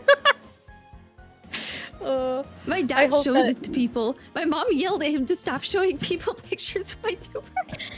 I'm sorry, but that's really funny and seems like a really dad thing to do. It really is. Oh my gosh, they were at this like ice skating boot camp for my little sister, and one of her fellow campmates, his mom was an oncological surgeon. So my dad was like, "Hey, you want to see a picture of my daughter's tumor?" I was like, "You have to stop doing that."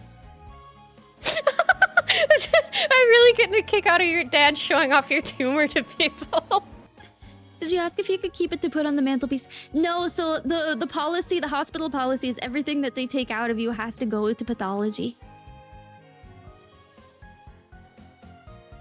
It's so surgeons don't take it home, I'm told. Yeah. I asked if I could have some of my tissue, and they said no, it's a waste. We have to get rid of it. And I said, oh, okay, that's fine. That's a waste that they have to take it. I know. You know, that's something you could squirrel away as a family heirloom or something. Yeah. You don't gotta take them. I had him on stream before. He was great. Oh yeah, I let them meet my dad. That seems like a nightmare to be. And people who could have their parents on stream, I'm always a little jealous. But you said you have nerd parents too, right? So Yeah, they probably kind of get it a little. They're very nerdy, but my dad kept... Yeah, he doxed me no less than 6 times. Of course.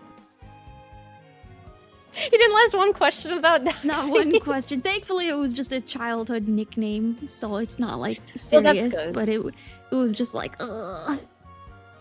She was like, smashing that mute button. I had my finger hovering over the mute button the entire time. That sounds so stressful. I let my mom record like one voice message for my Discord while I was visiting. And the first time I recorded it, she immediately said my name. And she made this face like she just kicked a dog because she was so scared she messed something up. And I was like, it's fine, I'm going to delete it. Can you do it again, Mom? She's like, oh, I got this time. We're going to make me famous. And I was like, it's just to a Discord of couple people, Mom. Just Discord, Mom. She was like, I'm going to go viral. I was like, yeah, where are you going viral? I'm putting it on Discord.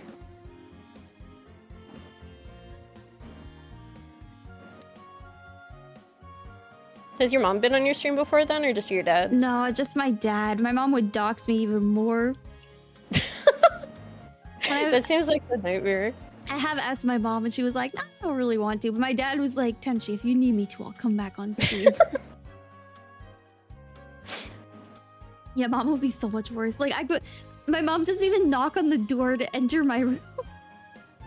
Really? When you're streaming, too? My whole family, none of them knock. They just open the door, and then they look at me, and they motion to, like, get my attention.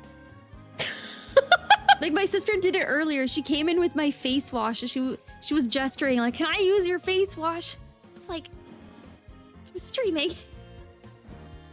Well, at least she asked first, but I think that would drive me insane if people opened my door while I was streaming. Oh, they do it all the time. That sounds about accurate. Remember, regularly goes out in Publix and asks people to watch her on Twitch too. Oh, thank God I live in the country where no one knows what Twitch is. Your mom tells people to watch your Twitch? Yeah, she texted me once. She's like, Tenshi, what's your Twitch? And I was like, I've said I'm not giving it to you. And she was like, no, I need it. Tell me your Twitch right now. I was like, why do you want it? And she was like, my friend's daughter watches Twitchers. Twitchers? Twitchers. What is your username? She wants to watch you. I was like, I don't want to give it to you. for this exact reason. I socialized with one of my neighbors for the first time since I moved in this apartment building, because people in LA, they keep to themselves. No one really wants to talk to each other, which I kind of like after like growing up in a small city. I mind my business, but I socialized with someone for the first time because I'd seen him a few times, talked to him about his cute dog, and like he was at the elevator and he introduced himself to me, and this was like a day where I was just going down to get a burger that I got delivered and I didn't want to talk to anybody, and I was like, oh god, I'm being spoken to. Oh god, I have to process information. Because I was just going to get my burger. But he asked what I did, and because he was my age, I was like, oh, this guy probably knows social media. So I just said, oh yeah, like I'm a streamer and I do art and stuff. He was like, oh really? How does that work? And I was like, oh, you know, I just make my money this way. Then he asked for all my social media, and I was like, oh, I keep that to myself. And he's like, oh, I can keep a secret. And I was like, ha. And then I got off the elevator to get my burger. Oh, I can imagine how awkward that was.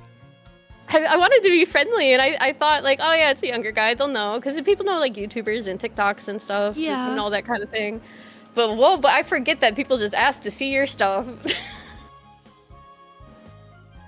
It's like having your parents help sell you candy bars for the school fundraiser. My parents never helped me with that.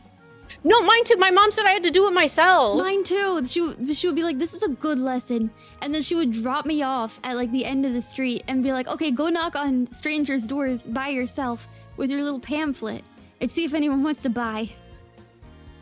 My mom did that to me too, and childhood anxiety, so I just freaked out the entire time I was trying to do it. I don't know if I got any sales either. I can keep a secret is crazy. Hearing it from a guy that I like had just gotten the name of for the first time was crazy. He was nice. His dog is really cute. He's got a really pretty golden retriever that I see sometimes. Aw, I love Goldens. They're so cute. Just a very excitable dog. They're really fluffy and they're young so looking. happy. They're so happy. I haven't owned a dog in a long time though. I've just had my kitty cats for probably the last decade. I haven't had a dog in a long time. I miss owning dogs. Oh, I've only had dogs like ever. You never had a cat? My mom's allergic to cats. The secret is I am too, but my mom would lie to my doctors about me being allergic to cats and dogs, so we always had pets. And then she just put a hardwood floor in my room and gave me a rug, and it was like, okay, this is good enough. Isn't Chad a dog? No, Corgi, just you. May interest you in a Texax healer pit bull mix. Are you asking me, George? Are you trying to pawn off a dog on me? Yeah, he's got a dog named Oatmeal. Oatmeal? Oh, that's a great name. I think that my cats would be very unhappy. Yeah, they might not want a dog. Oatmeal's a really good dog name, though. I'm a little obsessed with that. It is a cute name. Big dog would be great around the city, though. George's cats are also unhappy with him. I can imagine. Big dog would be great around the city. I am not comfortable owning a pet dog without a yard. I think that's wrong. I don't know. Lots of people own dogs here, but when I think about the fact that I wouldn't be able to like let a dog out to run around in a yard for a little bit while I watch them, I get really sad. I wouldn't want to do that to a dog.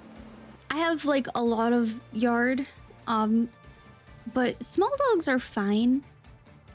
They're not particularly athletic. If you get like any kind of like Chihuahua or Yorkie or anything, they're fine with no yard. I would love to have a really big dog so I could go out on walks at night, but I can't do it. I don't want to do that to an apartment puppy. You gotta get that big dog privilege. I do. It's funny whenever I'm next to big dogs though, because I'm so tiny. But my mom's got well, she had Dobermans before, but the Doberman passed away last year or earlier this year, because he had like sudden cancer. But my mom got a second Labradoodle puppy, so she has 2 Labradoodles now. But they're both really big dogs, and my mom is taller than me, and so is my mom's boyfriend. And they do this thing where the dogs go under their legs, and they say they're playing like bridge with them or whatever. But the dogs kept trying to do it, but then it looked like I was riding a horse because I'm too short. So they would just lift me up when they tried to go under me. That's so funny. It was It looked like I was riding a very tiny pony. That's so funny. I don't really have neighbors, but like the closest house, they've got a doodle, like a really, really big doodle, and his fur is super dense, so he looks like a sheep. Like Oh, cute! a big brown sheep. But we're always joking because he's so large that you could get like a little saddle and ride him. Because you probably could. Someone me-sized or someone tiny-sized can easily use one of those as a mount. You probably could. He's got such soft fur. It's so dense. Oh, baby. They call him the mayor around here. Whenever people see him, they go, "There goes the mayor." Cute. He just like walks around, observes everyone. I can tell my neighbors never really want to talk to me, but every time I see a cool dog I haven't seen before, I'm like, oh, what's their name? Oh, can I pet them? And I think some of them probably hate me when I do that. But that's how I get my dog fix in. Aw. I love, there's one of the places I went to today had a beautiful dog park, and I just stood there for like a solid 10 minutes looking at all the dogs. Oh, that sounds so nice. I love going on a walk and I see a really cool dog. I found like the best cafe I've found in a long time. I like to look for cafes that I can go sit at because I don't get out of my house very much. I met a German Shepherd named Cash Money, and I keep thinking about Cash Money. I love that. It's an awesome name for a dog. That is a great name for a dog. Cash Money. Can I pet that dog? I wanted to pet that dog. He was Cash Money. He was young, so I didn't give him a pet, but I admired him from afar. I took a creep shot without asking the owner that I sent to my mom. Because we used to have a German Shepherd. Aw. I love big dogs, but I've always grown up around small dogs. Yeah, I've only ever grown up around big dogs. We didn't have small dogs because my mom would be like, well, why wouldn't I just own another cat then? She was funny about that. I mean, true. But like, small dogs have their benefits. Stella's only 12 pounds. She's long though. Yeah, she's tiny. She's very long. Like she has the basically the body of like a corgi, but with the height of a regular dog. That sounds really funny. It is. Hey, let me see if I can find a picture of Australian silky terrier. I would love to see. Hi, Mona. Are you mad I'm talking to computer people? They look like... Oh, this looks almost exactly like her, actually. They look almost like a Yorkie, but like proportioned properly.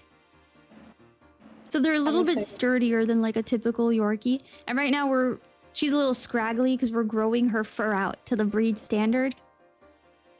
Oh, these are cute. Yeah, they're very cute. She doesn't have a tail though. Whoever owned her before us, they docked her tail. No. So she's got a little nub. No, I always get so sad when people do that to dogs. I know that it's breed standards some places, but I don't get it.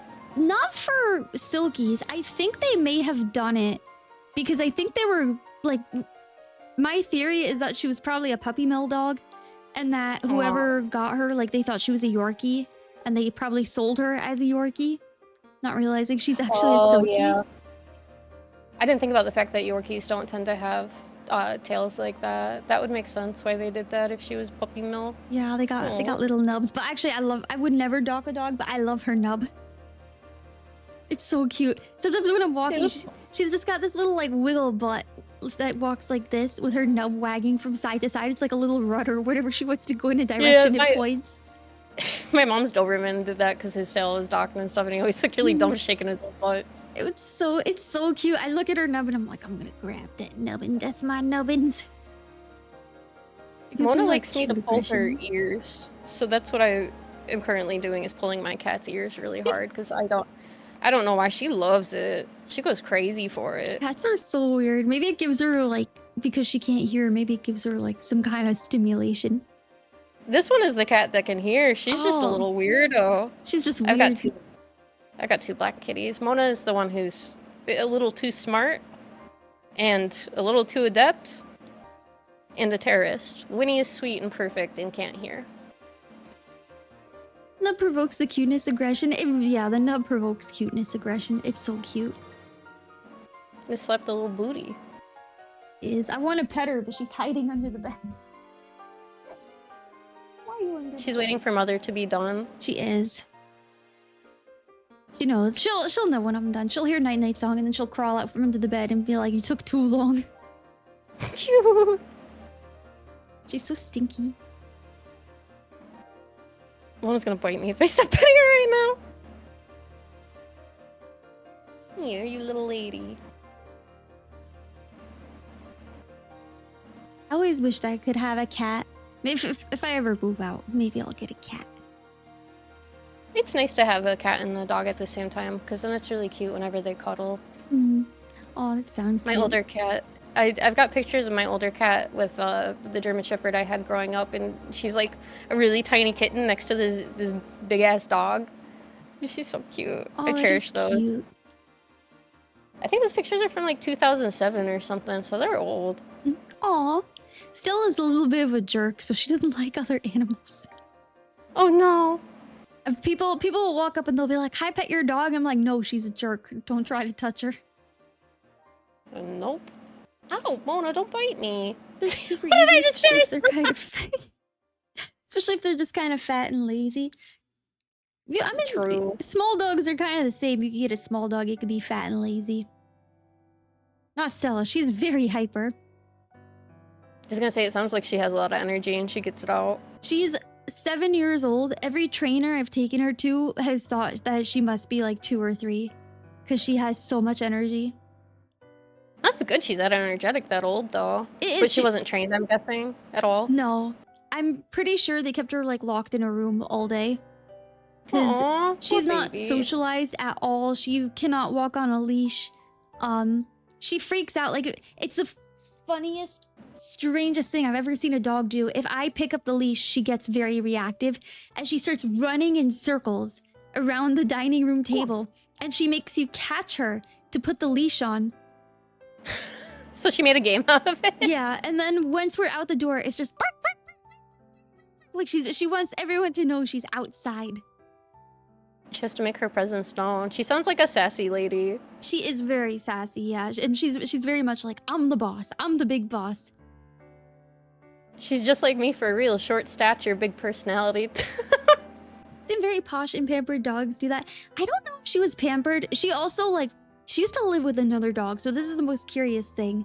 She used to live with another dog, and yet she hates other dogs. If we see another dog, she just goes crazy. No, I get that too. Mona doesn't really like other cats. She tolerates Winnie. But I probably wouldn't be getting another cat if anything happened to Winnie at all, because I don't think she would deal with them. She wants all of my attention. Aw. They're looking to fight. Yeah, Stella's looking to fight.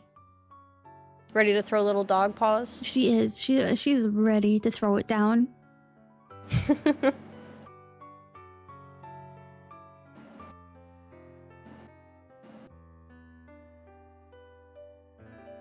So you must have seen a lot of changes in like the VTubing community through like its evolution. What would you say was one of the biggest changes?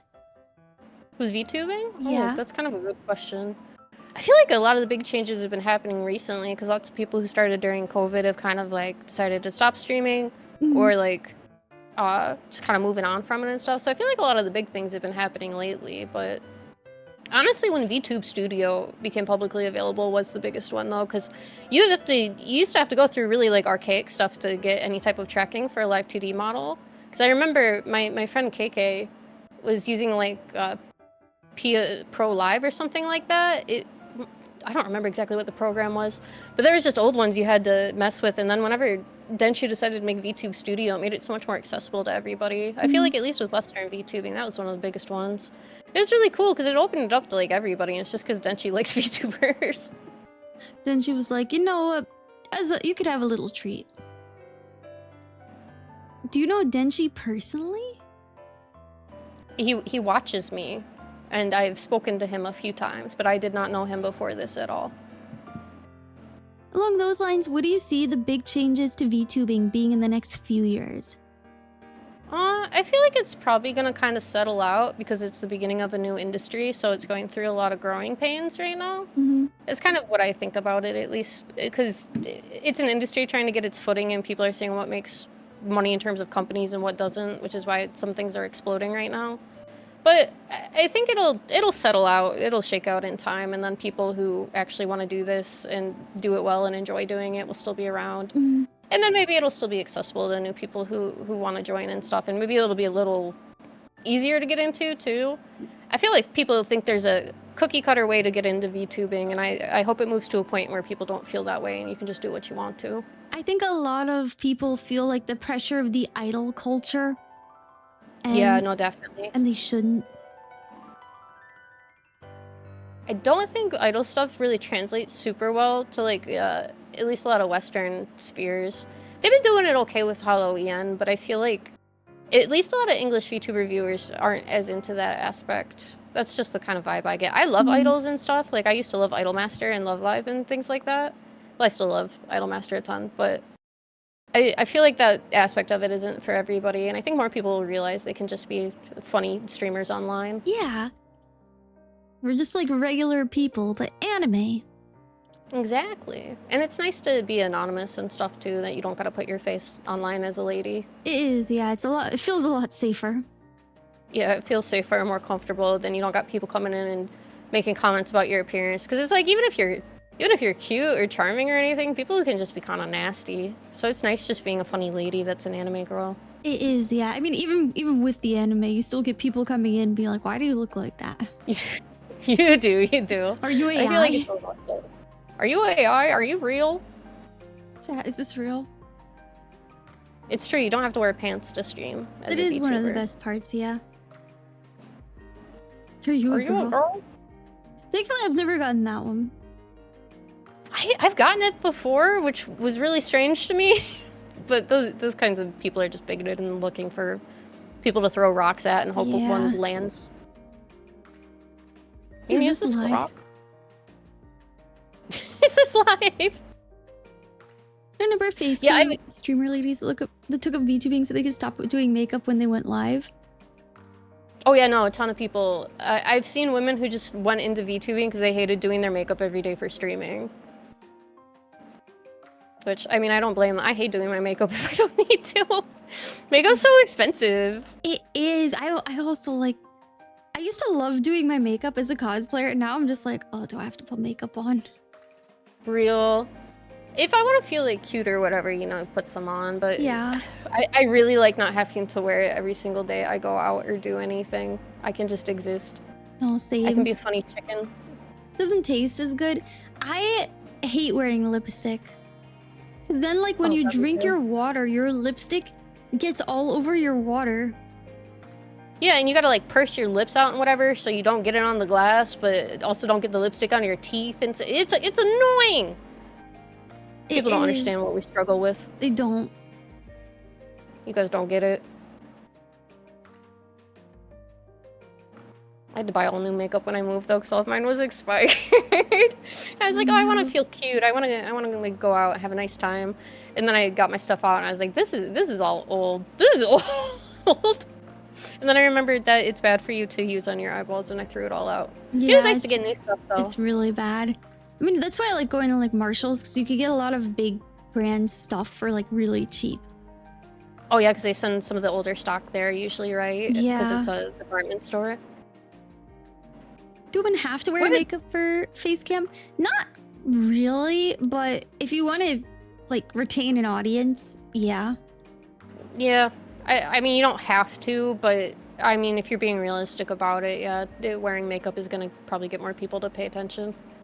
But yeah, really. Because here's the thing too, Madanui, something you're not thinking of, is sometimes you guys see a woman who's wearing makeup and you think it's no makeup because they do a natural type of makeup. Mm-hmm. And you're like, well, that woman's not wearing makeup. And then it's like, no, she's wearing full face of makeup, but some people just can't notice it.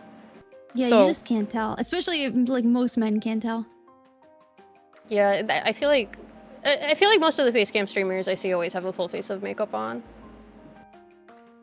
Fair, I'm in my pajamas when I stream. Me too. I usually just wear a t-shirt. I'm wearing my coziest pajamas. Getting 100 "Are you feeling okay?" comments in chat because you didn't wear makeup. Real and true. Because they probably think you like look sickly because you're not wearing it that day or something. Yeah. Most men don't interact with makeup at all, so it makes sense. It's crazy because we went from like men were the only ones allowed to wear makeup to women only wearing makeup, and if men wear makeup, it's gay. Yerp. Makeup's fun to mess with. I've never been super girly, but I still like doing my makeup sometimes. I was kind of tomboyish growing up, but not in the tomboy sense, like with sports and all that. It wasn't into super girly stuff for the most part. It wasn't until I got like older in college I started liking to wear dresses and skirts and stuff a lot. Mm. I like dressing up cute though. I also grew up with like being a tomboy, and then as I got older, I realized I like girly stuff too. So now I like flip between being a tomboy and a girly girl. Real. Half the time I'll go out and I'm just wearing a bunch of really baggy clothes I have and stuff. But then once in a while you want to put on a cute dress and feel good. Exactly. Should figure out makeup, it seems cool. It's a really cool form of self-expression. Yeah, there's a lot of variability to it. There's a lot of YouTubers who do tutorials and stuff too. Yeah. Doing a kickflip in a cute dress and heels. Well, not the heels. I don't like wearing heels. I always wear like flats or just straight up boots. 90% of the time I'm wearing Columbia hiking boots. Real. I hate heels. I was just yelling at my chat about this the other day about high heels being awful. They stink. They suck. The only high heels I have are a pair of combat boots. They're not even really high heels. They got a chunky sole. I wear like little heeled boots when I want to wear a heel. Yeah, the ones that like grab around your ankle all the way so it's not all the force just trying to balance on your back boot. Exactly. I get a pair of high heels and figure out what the fuss is about. Good luck, man. You could go to Target and like try some eyeliner is hard. They make eyeliner stamps too. You could just do like a little stamp in the corner of your eye. Oh, I didn't know they made stamps for it. Ulta has an eyeliner stamp. That's interesting. It's like one side is just the little triangle stamp, and then the other side is the actual pen that you draw on. Oh, neat. I always have really shaky hands, even though I'm an artist, but I use like stabilization when I'm drawing. So anytime I do my makeup, it's like when I can use my dominant hand, it's fine, it looks good, and then I gotta switch to my left hand to do something. And it ends up looking really bad. I always use my pinky to like stabilize when I'm drawing something. Like I'll have my pinky just touching like the tip of my face when I'm doing something. I try to, it still ends up getting messed up. Or you do one side of your eyeliner and then it's a little too much, so you go to the other side to balance it out, but then you do too much there, and then by the time you're done with it, you're like, I have to redo all of this. Yes. Thankfully, I've done eyeliner enough where like I'm pretty good at it that I always just repeat to myself, sisters, not twins. Sisters, not twins? That's a good one. Because it's true, your face isn't like perfectly symmetrical. So when you're doing your eyebrows, its brows should be sisters, not twins. True. Oh, I hear the cat. Oh, I was moving my mic. It might have been that. Oh. I'm sorry. No, it's okay. I thought I heard purring, and I was like, oh, the cat. Oh, I wish. I think she's sleeping on my bed right now. Aw.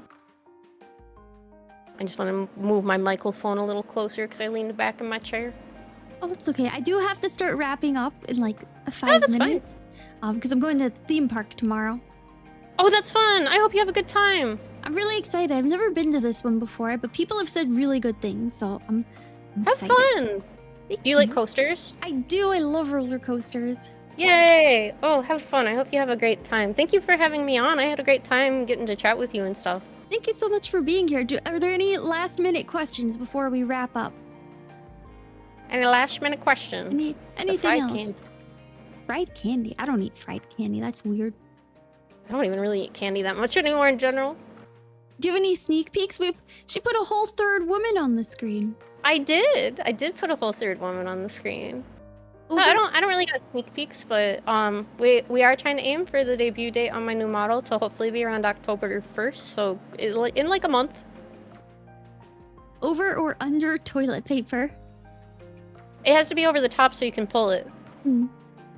Woman 3 coming soon. True. Fried battered Mars bar is delicious. I've had fried Oreos. It's like the closest. My cats do not mess with my toilet paper, no. They've never done that. fun Yeah, chat. thank you all for Thanks to watching. Maybe. Thank you for Yeah, coming by. Thank you guys for being here. I had a really great time talking to you. It was a lot of fun. I did too. It was nice to actually get to chat with you more. Thank you for inviting me on. Thank you to all my viewers who came by to Tenshi's channel today.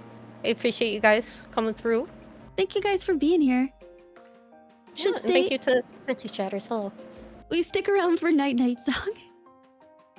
Yeah. Stick around for Night Night Song. Do you want me here too, or do you do like a spiel to the end of your stream? I usually just do like a little spiel at the end about, schedule and whatnot. Yeah. In the chat, you can actually hear the backing to the music. Well, I'll pop off now then, so I can also enjoy. Oh, do you mind the if we song. take a picture together? Oh yeah, please. Yeah. Here, I'll scoot in. I'll scoot in. 3, 2, 1. Oh, it's perfect. Yay! Yay! Thank you so much for being here. I had a great time talking to you.